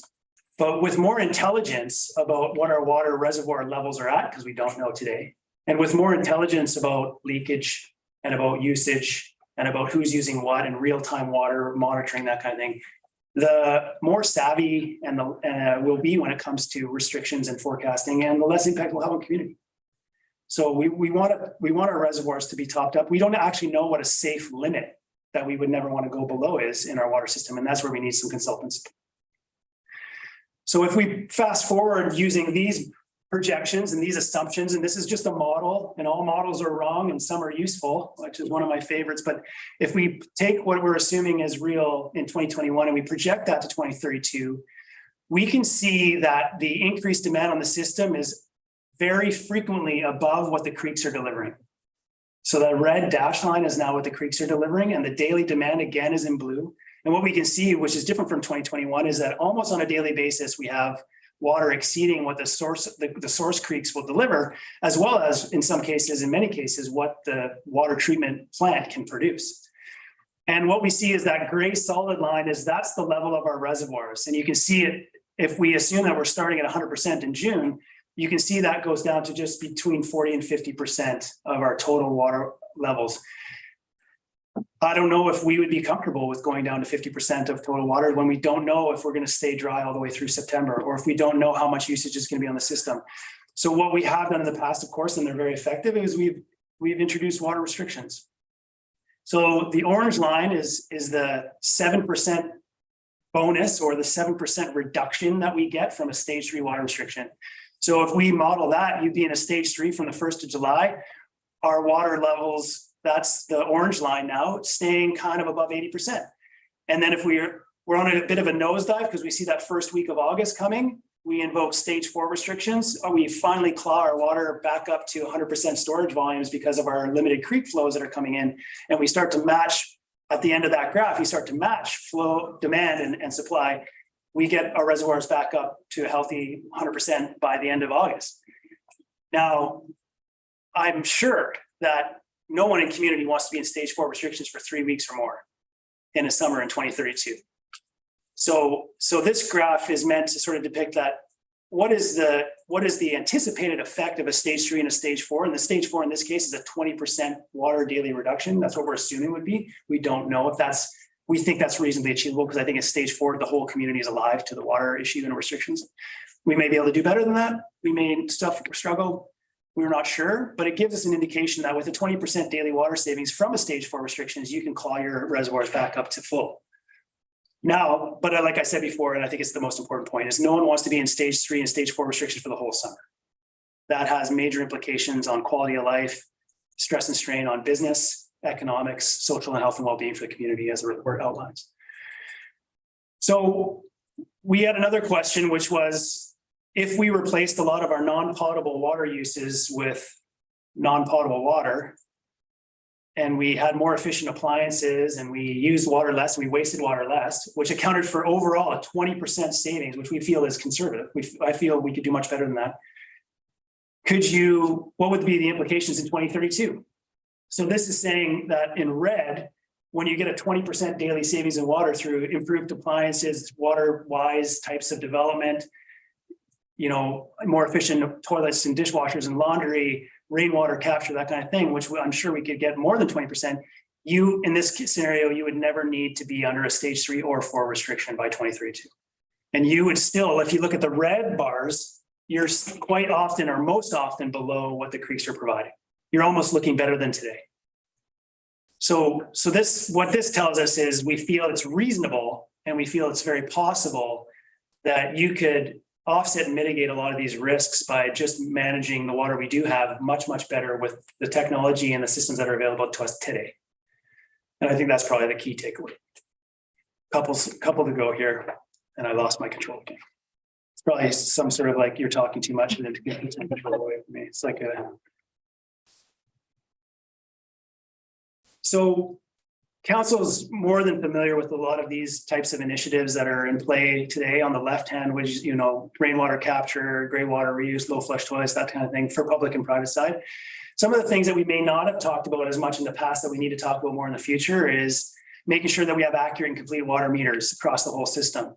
Making sure that we have a leak detection program that's not just a couple of the staff passionately running around trying to figure stuff out by looking at water every day and mapping it out, but a more formal program that systematically reduces leaks and corrects them much quicker than we have been able to in the past. Changing our public facilities to be much more water savvy and efficient. Making sure that our creeks, we're capturing every drop. And then also being on top of things enough to look at the ecological implications of such things of running our creeks dry and what those types of concerns and considerations might introduce to our future water management plans. Maximizing our storage, the report outlines that we've assumed some loss of storage due to sediment transfer from the creek beds that accumulates in the bottom of sharp and osmosis reservoirs, which of course is there. How much is it and how much can we regain by cleaning that out is a key question for staff and for the district to wrestle with over the coming months. Eliminate waste, have programs and policies and plans in place that really incentivize the types of behavior when it comes to water wisdom that we want and deter the activities that we don't want. And the report, sorry, Jamie, I lost you. The report outlines a set of tabled actions, which I've summarized here, which is again, a lot of content. But I think the water restrictions need updating and need renewal. I think there's a lot of people in our community that don't understand what the history of water is and what the current situation is. And I think these types of programs will be really important for us to renew the current residential base and the people that work here to invigorate the whole water savings sort of commitment and responsibility in town. I think it's best practice if we look at how do we allocate water to the top priorities, and can we have permits like the Australian, some jurisdictions like state government, local government, where if you're under a certain restriction, your permit does not allow you to do certain things. Is that a viable solution for us legally, legislatively, administratively, level of effort wise? We have to really figure out what fish processing water demand looks like in a summer peak period, and explore and partner with those industries to understand what options exist for us to reduce the use of drinking water and potable water for those activities. They have a huge impact. Water rates, the value of a cubic meter of water in Q3 in Tofino is completely different than a value of a cubic meter of water in February. Completely different. And our rate structure does not currently reflect that, and something that the CAO and I discuss a lot. Is there an opportunity for us to more align our rate structure with that question of value and sort of timeline or calendar? Conservation programs and an incentive program where we could take rates or fees that high users pay and funnel those to help support people that are really wanting to make a big difference on the positive side of water management. There's best practice out there where these programs work to have a fee-based system where they have a fee for the high water user, and then they can access those fees as well if they want to make big improvements, or they can be funneled to other users on the system that want to make big improvements. We can explore options like that, which provide the incentives and the carrots for people to really invest in rainwater capture, efficient appliances, and those types of things that we want to see. Our emergency water plan, are we ready to pull the trigger on a trucked water supply from Kennedy Lake if we got too low next summer? We're not ready. We need to be ready for those types of things. Are we ready when there's an issue with the seabed pipeline that gets dredged across there? Are we ready to shut that down, and do we have enough things in place to get the materials and the resources here to make that repair? We're not ready yet. We need to be ready. The long-term supply question, when we get a couple consultants in the room, when does it seem like it's absolutely critical to look at additional supply for Tofino? Is it 2060? Is it 2070? Is it 2030? It really will depend on how we manage supply and demand types of characteristics. But what does the Kennedy Lake thing look like, and what year is a reasonable, or can we stave it off through better demand side management techniques forever? I don't know the answer to that question. I think we need some more advice on that. And the water master plan intends to really tackle those types of questions. So on the technical side, we can look really at digging into the reservoirs. The real-time metering, at least in part, for some of those big users, might be a really attractive bonus for us for actually monitoring and managing water. Getting to efficiency and appliance standards for new development and retrofitting. Seawater firefighting system to reduce risks of both coastal and waterfront fires, as well as giving us lots of buffer for not taking down potable water when we have such an incident. And looking at how does storage, what's the right way to expand our storage? There's lots of asset derivative questions that we can ask. So I've got 2 slides left. So in summary, Bob told me to keep it short because it's a lot of information. I totally failed in that regard. So what we've done here is we've baselined using 2021 data, and we've used the creek low flows. We had an opportunity to measure the drought flows, which would allow us to sort of baseline the lowest supplies that we've seen in our creeks since we started measuring. We know that rainfall patterns vary significantly. We don't see any major trends there. We see that water usage continues to sort of increase at around 2% per year, and that's a helpful tool for us to plan. We've been able to project those out and look at when does water scarcity really sort of punch through those ceilings of a drought year as well as an average year. And those were those dashed lines and those graphs. We looked at different mitigation what ifs, and we've said, is it reasonable and prudent to think that we can make big changes or improvements on the demand side rather than just the supply side? And then we've also started to crunch together all of this data so that we can give that package to these consultants so they can move further faster with a lot of this work being already done and completed. So that's where we've gotten to with this report, and that's where we are today. And one more, thanks. So the next steps are, as written in the report, is to share and consult and engage on this information with our key community partners, starting and including First Nations, of course. And then moving through different organizations and different leadership teams, including the Chamber of Commerce, to understand their questions, their concerns, their perspectives on with respect to this new and updated information. Initiate the water master plan through an RFP process, which would really give us that 20-year action plan on the asset side as well as the program side, and develop that action plan. And so that we can take no regrets actions now, even while we're doing the water master plan, that we know have to take place and that we know are important, so that we don't lose any traction and we don't lose any time, and we're still moving yardsticks in a way that makes sense for our community. So on that note, I will stop talking and I will open up for questions and comments. And I do have some slides, like I said, that I might jump to if I feel that that'll help with respect to addressing some of those considerations. Thanks for your attention thus far. That was a lot of information. Thank you. So thank you very much, Fraser. Really appreciate the report. I'll turn it over to council for questions. Please ask questions, and you have one follow-up question. Mr. Councilor Master. First of all, the comment, it was a great report. Really enjoyed reading it, and it was a really thorough job. My question is, previous reports have always focused on population growth, and I think quite correctly you've focused on demand. So my question for you, and probably Erin actually, is how do we translate that demand into something everybody understands? Because demand is going to be made up by residents, tourists, and commercial. So how do we divvy up that demand and target it? And secondly, I mean, you look at some of the graphs and it's like watching a presentation from Tourism Tofino. But we know that Tourism Tofino recently has been working quite successfully at bringing those shoulders up, so that demand is going up in the shoulder season. So that's the thing I think we've got to be cognizant of as time goes on. Well, through the mayor, I'll answer initially, and then I'll spin and see if Erin and Michael have some comments to add. So first off, I think the population connection with water demand is a really important one that we continue to try to unpack.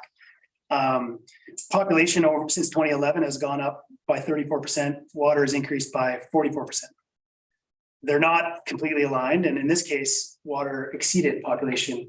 We believe that's because some of the major industry additions during that time used more water than a per capita basis. So a brewery or a fish processing plant or some of these other, restaurants, that kind of thing. So there's more work to do in this space. And I've always wanted to arm Erin with that connective tissue of how does demand and population help us make smart decisions with respect to land use, safe decisions, not just on make sure that the pressure and the flow is there, but also that the taps won't run dry, that kind of thing. So what I've got a couple of slides in here. One is a per unit demand, and it's our initial exploration. The slide says that. Can you just go two more down? I think? The next one after this. There. So what we've started to look at is we have all the quarterly data, and then since 2020, we have monthly data on what a lot of these account holders and what they use for water.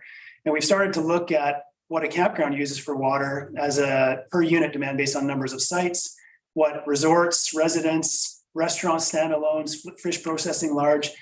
We started to come up with some baseline numbers that may be the start of this exercise to help us understand what a certain business or a certain entity might use for planning purposes.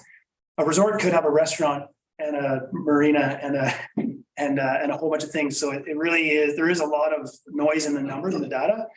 And I think the work that Erin's doing with respect to daytime population numbers and trying to understand that, I think what the secret here is that we really look at business types and business uses and water usage in those business types, as well as population and daytime numbers, and look at how much the average person uses when they come to visit at the shower and the sink and at the toilet. And then I think we start to knit it all together. Erin, I'm not sure if you wanted to jump on that. I think that would cover it, yeah.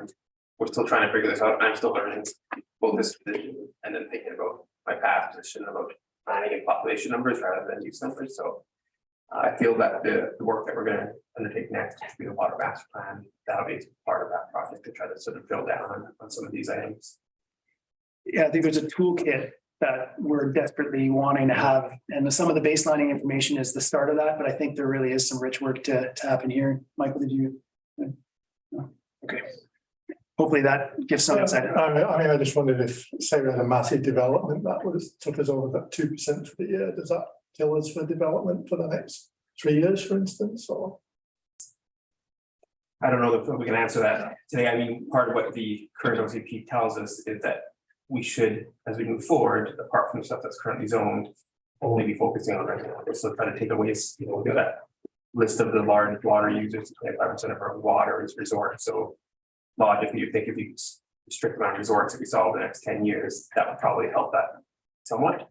And then the OCP has hard numbers about how many units build over the next number of years based on a percentage. I think it's 2.5% over the next 5 years, and that's 130 units that we use with the old numbers. I think we're taking this report and the work on the slide with the next consulting group, try to line that up. Might be worthy of an OCP amendment that to answer that question. Okay. Second question, which is don't have to answer now. You said the top 10 users use 25% of the water. What's the next 10 use out of interest? It's a very big left-hand bubble on the graph, and I don't know. Yeah, I think it's there's also quite a bit of variability year on year. I think between which accounts are in that second that 10 to 20 kind of thing.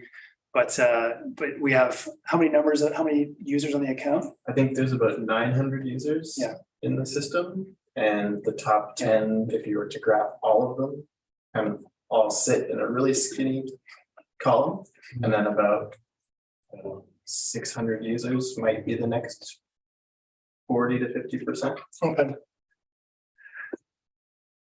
That's all for me. Thank you, Councilor Master. Councilor Chair. Councilor Anderson. Thank you, and I can't see Councilor Thick. I'm just gonna see where she is up there. If we can see Councilor Thick. I can see her from my screen. That's good enough. If you just let me know if you're ready. The screen if she has anything to say.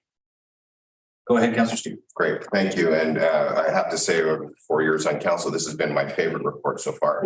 And I won't go into the details of the 7 pages of notes and questions. That will be maybe for a walk on the beach with coffee.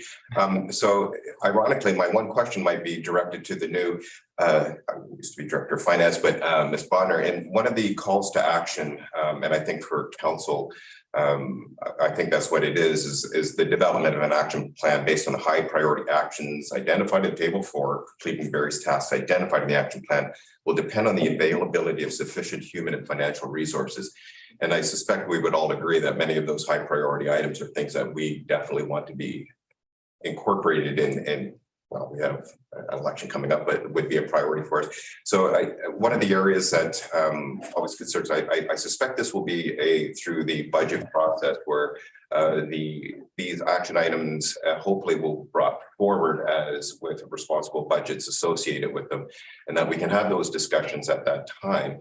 And so I don't know if it's a direct question in terms of the process of the budget process, but I suspect this is where this will lie in terms of us identifying and recognizing the need to move forward. You did say that we have some time, but I don't think the timeframes, if we don't move as fast, we must keep this momentum going, and this would be the time to do that. And so I suspect in the next budget process, if that comes forward from staff, that we will see a whole list of budget items identified in there.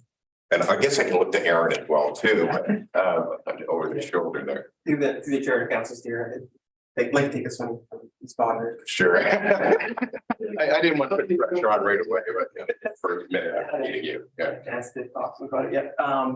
So in 2022, there's like a significant amount of funds to get this project up and moving quite quickly. So even with $200,000 to $300,000. And so this is something after this report to council that staff will be starting work with next Monday to start writing that RFP and getting it out to market.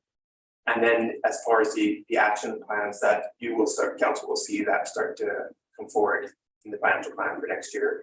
So potentially positions like water-wise coordinator position is probably one of the key the outcomes to have someone to drive this on a daily basis, as well as some of the other high priority items.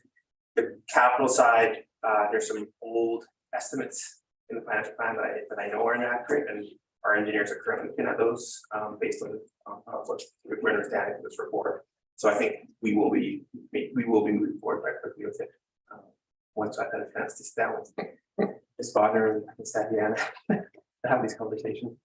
Great, thank you. Councilor Anderson. Yeah, thank you. It is a great report.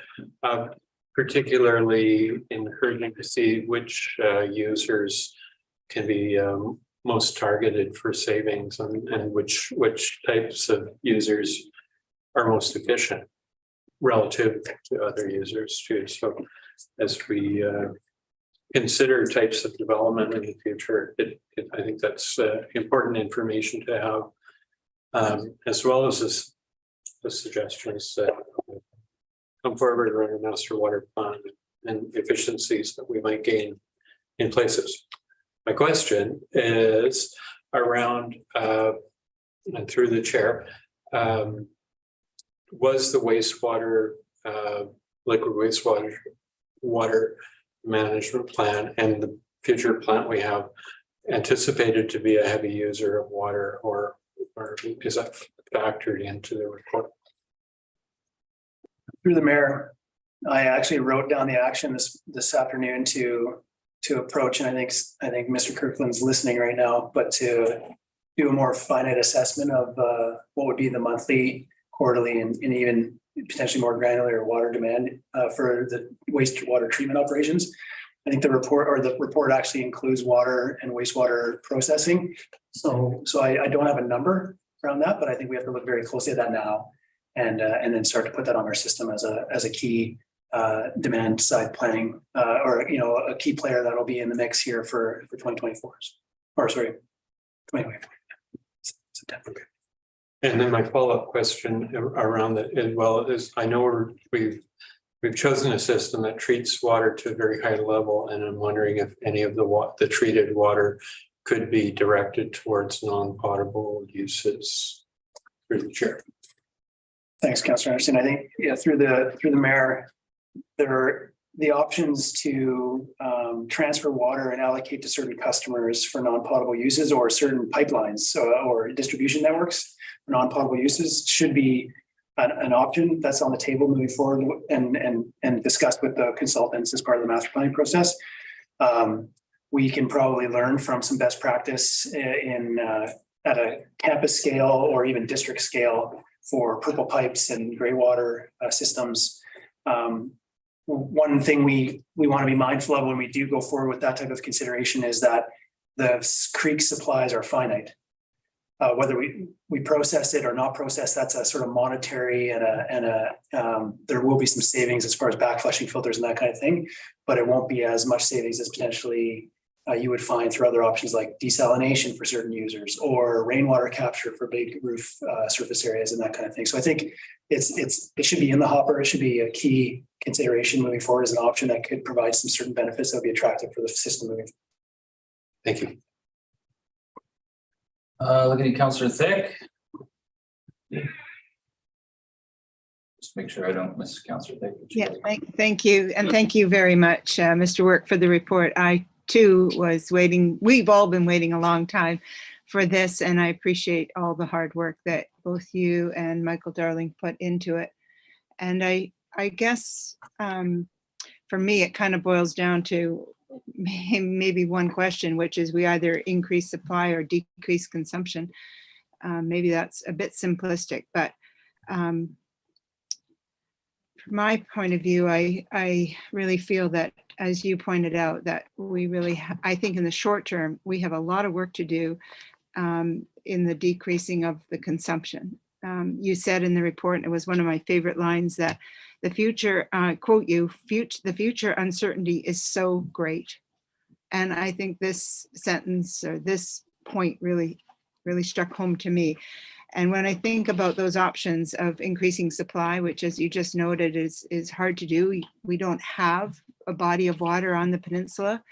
We are at this moment dependent on those streams and the supply from Mears Island. And I just suggestion to heart, this sharing of the report with the Chamber of Commerce, I had written in my notes that I think that the Board of Tourism Tofino would also receive this very well, and I think would receive opportunity, a call for action, a call for collaborative effort, and hopefully a call for change. I think that when there's a problem or an issue or a concern that we have, I think that we really need to share this with all the high users, as you suggested also in the report. Because I think I wrote down that you said that there's a small group using a large amount of water, and this is an opportunity for us to really to change our ways, all of us to change our ways. So yeah, I take that to heart, and I think the board would be welcoming this. I think that there would be a lot of buy-in from the heavy users, and I think that when I've spoken to people about where our water comes from, they're just Councillor Thick, just want to keep it for questions here. Point of order. I did warn people. Yeah, so that's my point about bringing it to the boards.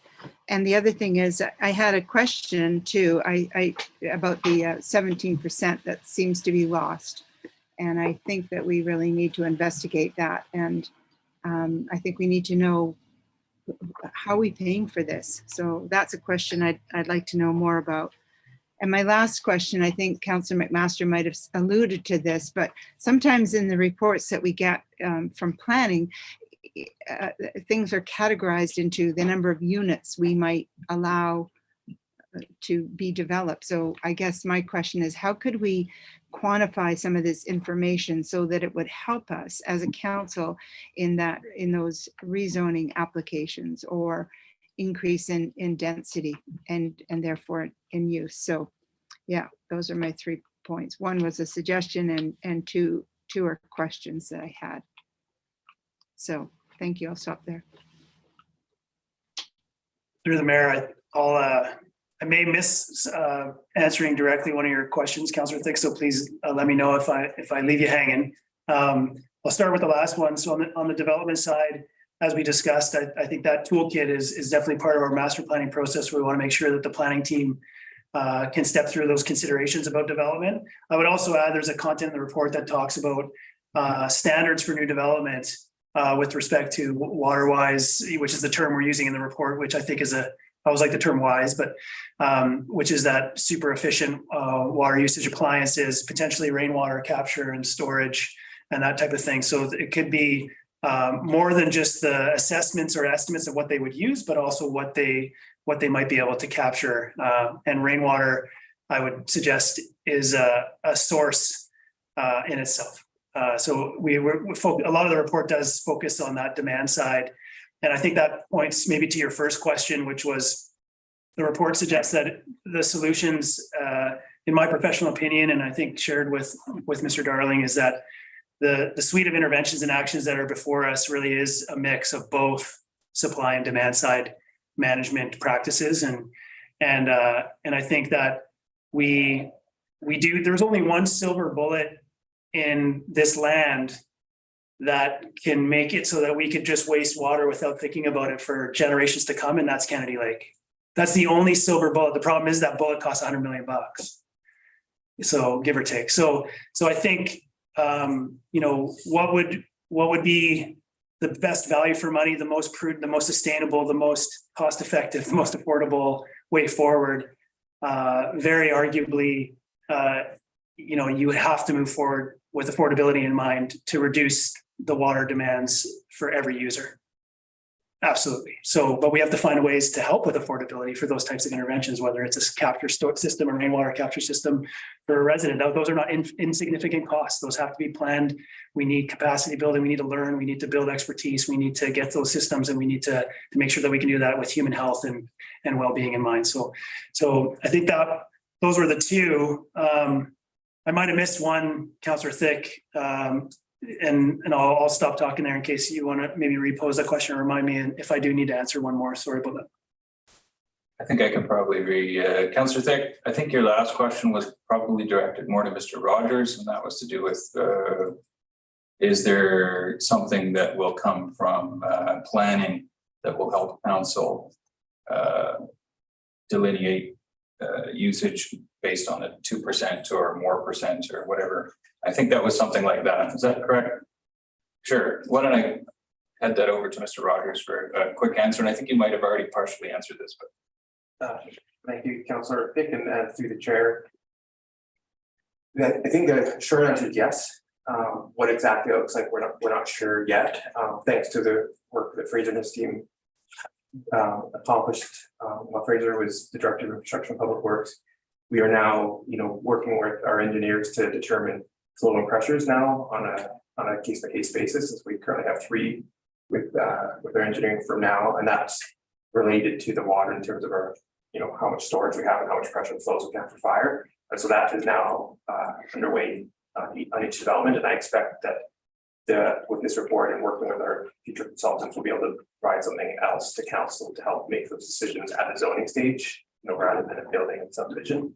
It may be that we get to a point where we're actually getting so good at serving water and we're getting ahead of our asset management planning that becomes less concern. Like it is something that we will always have to think about, but we may get to a point where it's not as critical as it is today. I think, moving forward with the direction in the OSP now to focus on housing is the right decision. And I think that will give us the time that we need to get some more information to make some better decisions. That's great. Thank you very much. I really appreciate this step forward, all these steps forward. I see no more comments. I do have one question, and maybe it's a hypothetical or it's a reach out there. And I want to say, fantastic report. Looked forward to this for a while, and that's great. Did not disappoint. The new council is going to need to head into a strategic plan. It seems to me that this report should bear fairly heavily on that strategic plan. Is there maybe this is a question for our CAO. Is there a plan, or could there be a plan to somehow have more applicable information for council for strategic planning in 2020? I guess probably 2022. Thank you, Your Worship. I couldn't foresee a strategic planning session where this wouldn't be a topic for discussion. In terms of providing relevant information, I'll certainly work with the team to bring forward information that can assist council with setting those strategic priorities and objectives over their term. It's going to all come together in a snowball. Yes. I see no more questions from council. So thank you again very much. And we're all quite pleased to have this information. Oh, yes, we have a recommendation. Thank you. I'll move that the August 23, 2022 District of Tofino Water System Overview Report be received for information and discussion. Second by Councillor Challenger. Any further comments? All in favor? None opposed. Motion carried. I'm just going to look to council to see if anybody would like a brief break. Okay, well then we'll take a point of privilege and call a short recess for water. 5 minutes.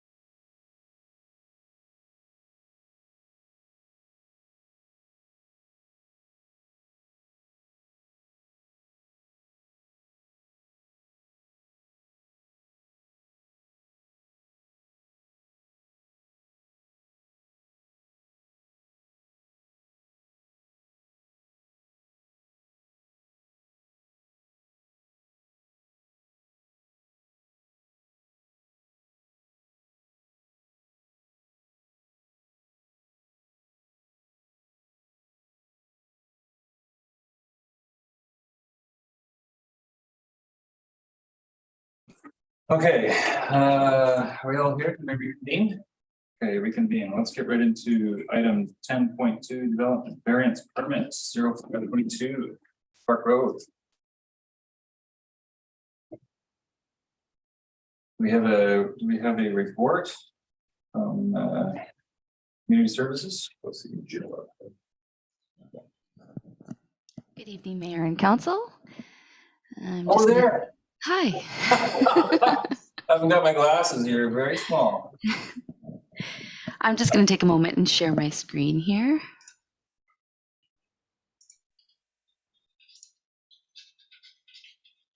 All right, so everyone should be looking at a slideshow for the development variance permit for 320 Tonquin Park Road.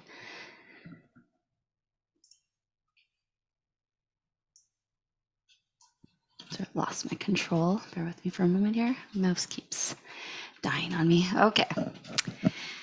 So as I mentioned, the presentation this evening is regarding a development variance permit. So it is for 320 Tonquin Park Road. Just as a refresher, a development variance permit is a tool that is provided to local governments to allow development that doesn't necessarily conform to the zoning bylaw. So this is with the understanding that the bylaw is not perfect and that certain exceptions can be made to accommodate challenging circumstances. This authority is granted through the local Local Government Act and excludes variances for use and density of a property, matters relating to rental tenure, and floodplain specifications for which this proposal does not apply. So a development variance permit specifically can be issued more than once to a permit, or sorry, to an area of land. The land must be developed strictly in accordance with the permits issued, and the permit is essentially a legal contract, so it binds the local government as well as the holder of the permit. Subject property, as I mentioned, was 320 Tonquin Road. So this is a approximately 8.3 acre parcel of land that's located in an A2 rural district. So this is an area dedicated for large lot developments in non-urban situations. The parcel itself is located within 3 development permit areas, so it is subject to the wildlife habitat, riparian, and steep slopes DPA. It is within the Future Homes Official Community Plan land use designation area, as well as it is within the village containment area. So the proposal today is referring to the caretaker's cottage, as you can see in the southern part of the property there with the yellow arrow.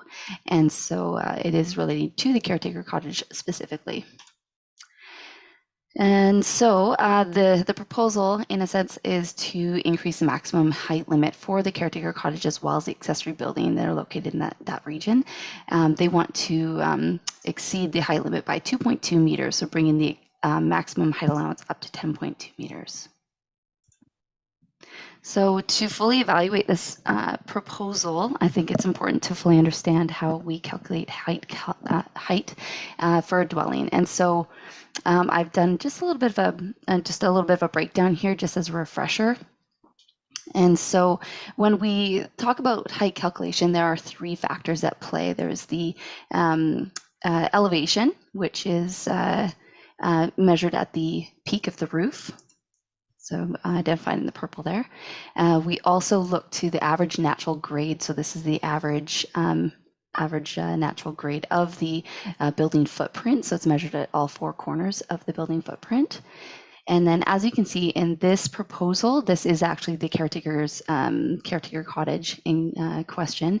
And you can see how the foundational elevation is actually below that average natural grade. And so anything below that yellow line is not actually calculated into the height of the building. So we take the elevation of the peak of the roof and we subtract the A and G, and it gives us our building height of 8 meters. So as it relates to this proposal specifically, in order to meet that 8-meter building height, the applicant would have to remove the top of that slope in order to bring the building down to the average natural grade. What the proposal includes is to lift that building essentially up by 2.2 meters. And in doing so, they move that peak elevation up to 54.7. And that brings it further away from the average natural grade. So now we can see that the foundational elevation is actually above the average natural grade. So the total calculation of the building height is now elevated to 10.2 meters. So you can see that the portion of the building that was not calculated into the height coverage prior to that elevation change is now quantified in there. So this leaves three options for the applicant. So they had option one was to redesign to accommodate the building height. So this would be maybe redesigning the roof, bringing that peak roof elevation down. The option two was to blast/excavate the slope to accommodate that two-story building design. And so it was in the slide where I sort of demonstrated that the top of that slope would be removed in order to meet that ANG. Third option, which would result in less environmental impact, as well as would be the least costly of the three options, was to apply for this variance today. So through the evaluation, it was found that the proposal generally aligns with the OCP framework and overall guiding principles for the development. There is little to no impact to neighboring properties, given the large land parcel, as I mentioned, is about 8.3 acres. And so they have quite a significant setback, a vegetative buffer between them and any surrounding neighboring properties. There is minimal, the proposed elevation change does minimize the environmental impact. So, reducing the amount of site preparation, excavation, blasting, etc., tree removal to accommodate sort of the additional rock removal. And then it also reduces the building costs for the property owner. So when we talk about affordability, the official community plan does have an emphasis on affordable housing, but in this regard, it would not be, when I talk about, affordability, we're not speaking to affordable housing. It's just bringing the cost down for the property owner. So notification of this variance was distributed to neighboring properties within a 60-meter radius, and I received one phone call in opposition. And so this opposition was a general opposition. There was no particular, no specific grievance that was put forward that I can address. It was just a residence on Layton that is not in favor of further impacts to the surrounding properties. The recommendation then from staff is heavily weighed on that environmental aspect, as well as the limited impact to neighboring properties. So the recommendation today is to approve the variance as presented, the variance permit as presented. I invite questions and comments. Thank you very much. Do we have any questions for council? Ms. Patterson? I see no questions. In that case, there are no questions for Ms. Patterson, then would somebody like to read the motion? And if there's a debate, we can debate within the motion. Councilor Challenger. I will read the recommendation that the development variance permit number 0522, DVP 0522, attached as Appendix 1 to the report titled 2022-08-23 RTC DVP 320 Thompson Park Road, Clayoquot to vary District of Tofino zoning bylaw number 7/1997 for lot 2, District Lot 114, Clayoquot District Plan EPP 109536, PID 031-496-105 be issued as follows. A, vary part 4.1.6C of District of Tofino zoning bylaw number 770/1997 to increase the maximum height of the community cottage from 8 meters or 26.25 feet to 10.2 meters and 5 feet as presented on the proposed design and site plan attached as Exhibit A, 0522, and B, vary part 4.1.2C of the District of Tofino zoning bylaw number 770/1997 to increase the maximum height of an accessory building from 8 meters or 20.25 feet to 10.2 meters or 33.5 feet as presented on the proposed design and site plan attached as Exhibit A to DVP 0522. Second. Seconded by Councilor McMaster. Any comments? Seeing none, all in favor?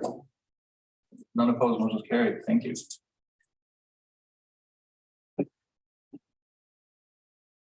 We have 10.3. This is a delegation of council authority bylaw.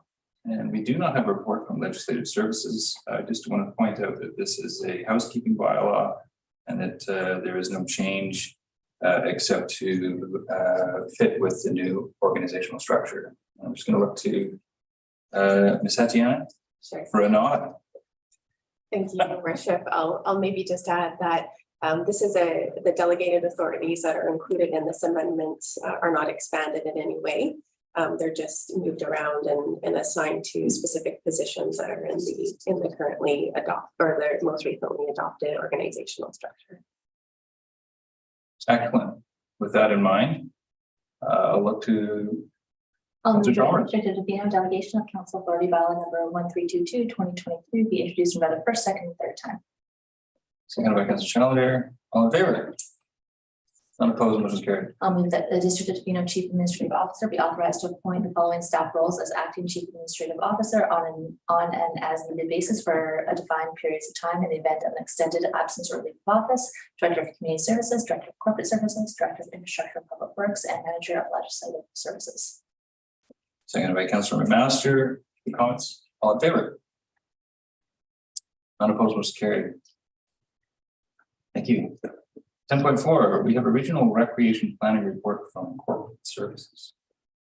Actually, we don't. It's for or CAO. Thank you, Mayor and Council. I don't have a formal presentation this evening, but I thought it was important that I did speak to the report that I have included in Council's agenda package. So the purpose of today's report is to provide a recommendation to Council regarding the proposed memorandum of understanding recently received from the West Coast Multiplex Society, and that's been included as Appendix 2 to the staff report in Council's packages. Also included in that staff report as Appendix 1 is the last report that Council received regarding the West Coast Multiplex, and that was on January 8th of 2019. So the resolution that was passed by Council at that time was that the District of Tofino does not wish to move ahead with a standalone ice rink facility, but is willing to engage with the ACRD and neighboring communities to determine the feasibility of a combined rink and pool facility or a standalone pool facility. So recent discussions with the West Coast Multiplex Society, and as Council heard today, is that the pool will be incorporated into the what I refer to as the first phase, but the project initially, and not wait until the second phase of a project. So the report today does not recommend supporting the memorandum of understanding as presented. The memorandum of understanding includes several partners identified, which Ms. Hackett introduced earlier in today's meeting. The memorandum of understanding identifies that all members who sign on to the memorandum of understanding will support the capital and operating needs of the facility. The MOU further states that all the partners agree that the West Coast Multiplex is the priority recreation project for the West Coast, and as such will give priority to funding requests. And so this would include grant opportunities that would come forward to the district at a future date. Staff are recommending, as I mentioned, not to support the MOU. The way it's currently stated is would be problematic for Council's current strategic priorities and funding opportunity needs with respect to recreation facilities. The Council currently has included in their 5-year financial plan the design and construction of an indoor community recreation facility. If a grant opportunity were to arise, that strategic priority would likely be compromised, so we would, because we would not be able to apply for a similar grant opportunity for the facility that is included in Council's strategic priorities. So keeping in line with the resolution that Council adopted in 2019, staff are recommending that the memorandum of understanding not be approved today, and that a discussion regarding regional recreation planning be referred to Council's next strategic planning session, and that the district meet with the regional governments to discuss regional recreation plans, priorities, and opportunities. Staff believe that these recommendations are in line with Council's next step regarding the West Coast Multiplex Society, given that the pool has been incorporated into the first part of the project. I'm happy to answer any questions Council may have. Thank you very much. Questions from Council? Councilor Steer. And through the mayor, thank you, Ms. Tatiana. I just had one question about the third recommendation, that discussion regarding regional recreational planning be referred to council's next strategic, the regional governments to discuss regional recreation plans, priorities and opportunities. And I'm wondering if with that recommendation, that to go with that there would be an action, that there would be an invitation, or that there would be an action plan associated with that we just don't state it, that we actually will move forward on that recommendation and have something in place that that would start that process of regional consultation. Through your worship to councillors here, we have had recent discussions at an administrative level with the regional governments at a CIO level, and there is a desire that's been expressed collectively to move forward discussions at a regional level. What was talked about in those discussions is that we individually have, or the individual governments do have priorities that could be compromised, or funding opportunities could be compromised if we were to regionally move forward with this facility. And I think it would be prudent to afford ourselves an opportunity to come together and have the discussions and understand thoroughly what those priorities are. Thank you. Councillor Challenger, please. Thank you, Ms. Tatiana. My question is, the second recommendation states that the recreation planning be referred to council's next strategic planning session. And I wonder if there could be just a general date range of when that would likely be. Thank you, through the chair. So typically council strategic planning session occurs at the beginning of every council term. So I would anticipate that that would occur in the fall, winter, likely the winter of 2023, 2024. Thanks. Sorry, 2022 and 2023. Right. Thank you. Further questions for Ms. Tatiana? Councillor Thick. Thank you. Yes, I hear the conflict, and I also support recreation strongly. But I'm just wondering, in the second recommendation to the CAO, I'm not sure how that second recommendation is going to further, will it further the steps that we are hoping to take in terms of our community recreation facility? I guess I look at that as perhaps a bit of a stall. We will meet with regional governments to discuss regional plans, priorities, and opportunities. I agree in theory, but I haven't been party to those discussions, and I see are going to get engaged with that level of discussion, and then further delay the potential recreation community center for Tofino. Through the chair to Councillor Thick, thank you for the question. In council's current strategic plan, there are two priorities under community life. One is to initiate strategic planning for parks, recreation facilities, and the second is to develop design guidelines that would encourage covered outdoor space. So as a result of those priorities and those discussions that council has had, we have included the design and construction of a community recreation facility in the adopted financial plan. So staff are moving forward with those priorities. We are moving forward with design, and we are actively looking for funding opportunities. So that is one reason why I am not comfortable with the language in the MOU, because it will compromise staff's ability to move forward with council's priority with respect to the facility that we're currently planning. Thank you. Do you have another question there, Councillor Thick? No, I just. Oh, sorry, I saw your hand go up. I thought you had another question. No, I'm fine. Thank you. No questions? No questions? Okay, I have no questions. I'm happy to see this go to strategic planning. I'm certainly happy to meet with regional mayors, chairs. That is been highlighted to me in my meetings with chairs and local mayors and CAOs, that they'd like to meet with this to discuss this regionally and go forward from there. So I think that fits with our plan. Somebody like to read them over? All right. Is there a motion? There's three motions, because I have some comments on it.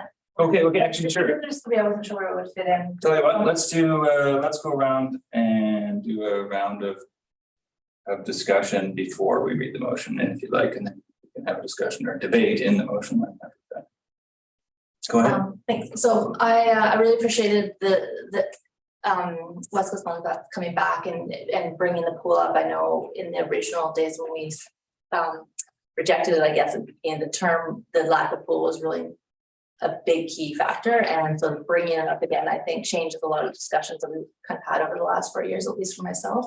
So I really do appreciate staff bringing this forward, and not signing the MOU now, but engaging in the conversations and go into the strategic plan to look at what that does change for us. Like maybe this is the way forward, maybe it's not, but being able to have those wholesome conversations and as well with the region to see. So basically I am agreeing with that, but also I think it's important to appreciate what the multiplex has done and brought to us and been able to work with that and change and adapt. So I just support all the recommendations as stated. Thank you. Further comments from councillors? Councillor Anderson? Yeah, I think all of council in their strategic plan has made statements that are in strong support of recreation and moving forward on something to bring recreation here. So we have these competing ideas, and I think that staff is right. They brought these recommendations forward based on what their work has been, based on council's strategic priorities, and those might change. As we all know, we're heading into an election, and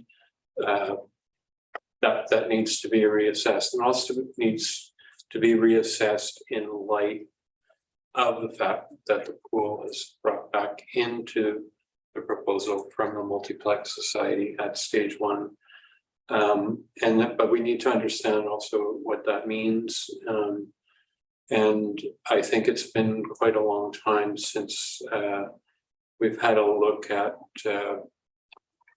those operating costs and what they may mean, and contributions from different parts of the region.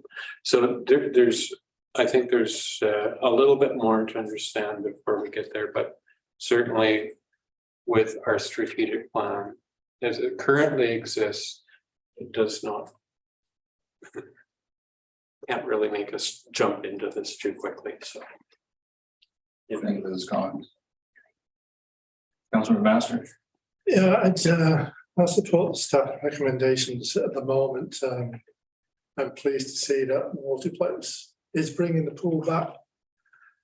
I wonder if there is an MOU we would sign. So I wonder if there's some possibility we could work with the Multiplex Society to reword the MOU. I'm concerned, I mean, as much as I want a recreation centre in Tofino, above all, I'm concerned that we're just shooting both projects in the foot. That if we don't go along with them, the multiplex won't go, and neither will our recreation grant. So that's my concerns. So, but I'll support the recommendations at the moment. Is it comment from council?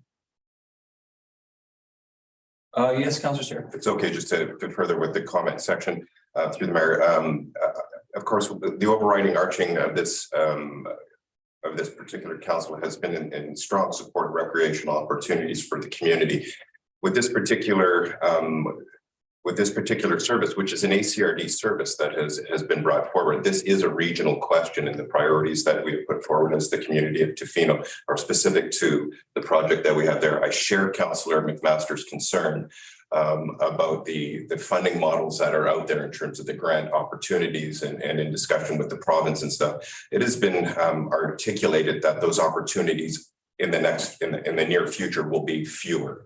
And so that's something that we have to be very cognizant of in terms of that. So those, that's why I'm very much in support of the recommendations, because at the regional level, we have to understand what those opportunities are, and specifically for this community.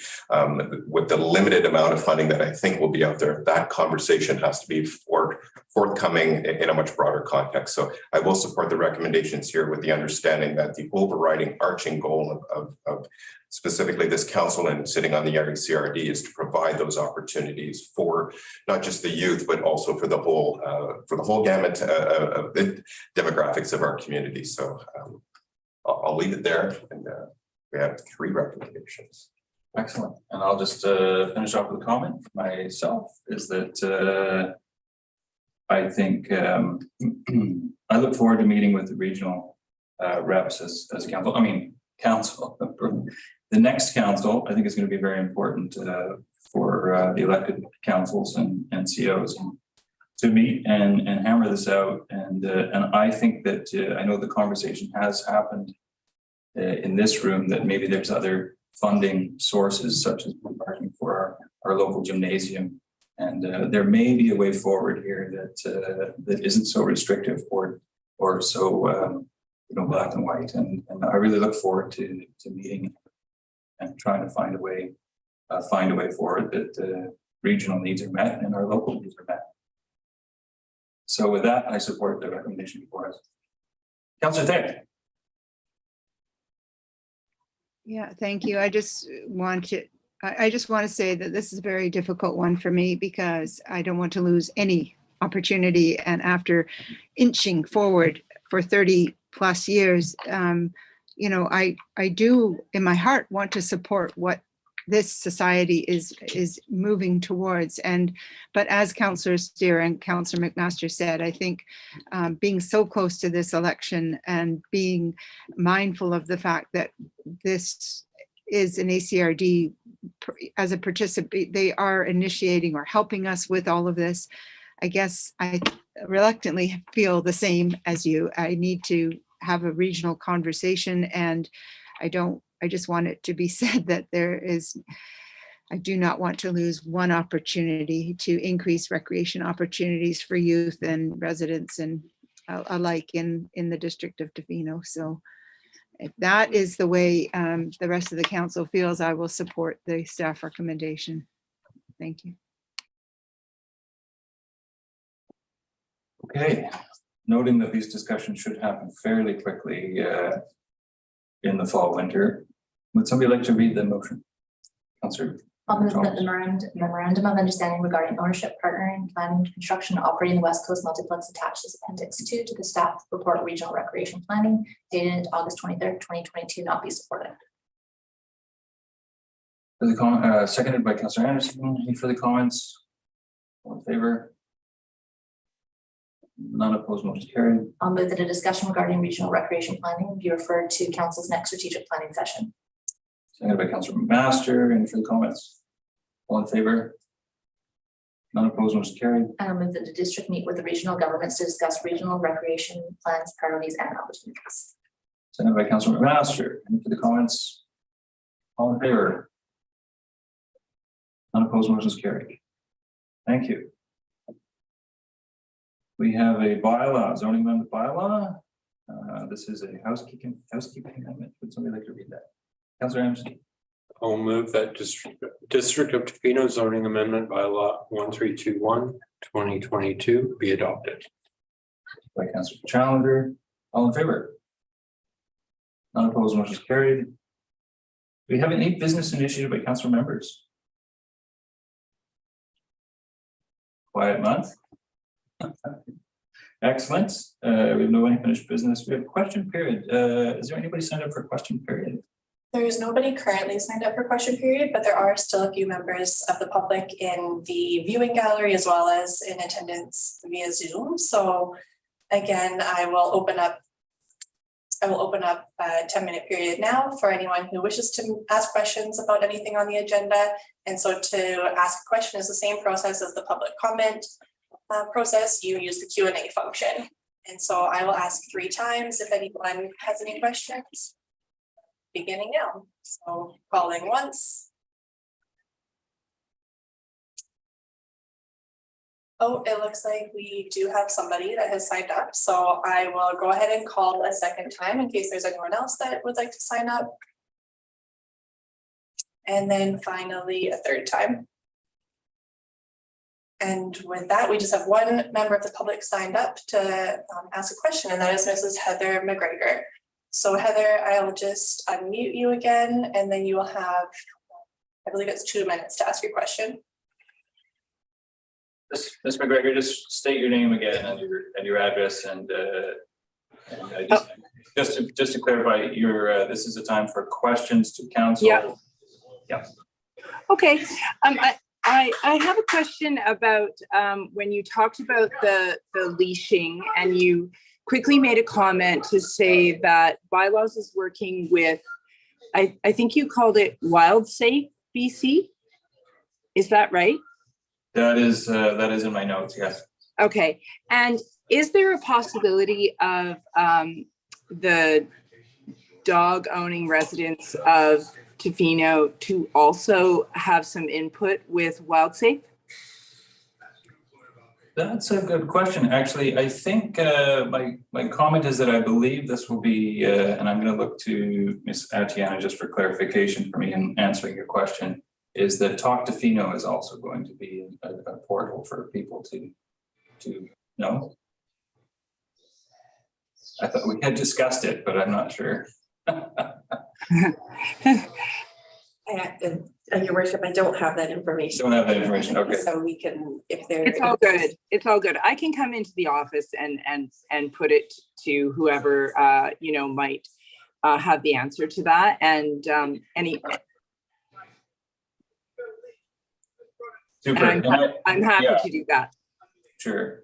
And maybe to answer your question a little more fully, I believe it was council's intention to involve the public as well somehow, but that information hasn't come back to council yet. So okay. It's an ongoing thing, and I think the bottom line is that council is looking for amenable solutions to this. Right. Okay. Well, thank you so much again for your time. Thank you. Do we have anybody else signed up for question period? No. Then in that case, I'll move that the meeting be closed to the public pursuant to section 90 of the community charter to discuss matters related to 1A, personal information of an individual who holds or is being considered for position as an officer, employee, or agent. E, the acquisition, disposition, or expropriation of land or improvements if the council considers that disclosure could reasonably be expected to harm the interests of the municipality. 1K, negotiations and related discussions respecting the proposed municipal service that are at their preliminary stages, and that in the view of the council could reasonably be expected to harm the interests of the municipality if they were held in public. 1L, discussions with municipal officers and employees respecting municipal objectives, measures, and progress reports for the purpose of preparing an annual report under section 98 annual municipal report. 2B, the consideration of information received and held in confidence relating to negotiations between the municipality and the provincial government or federal government or both. Provincial government or federal government or both. And a third party. Second away, council. All in favor? None opposed, motion is carried. We're in closed session.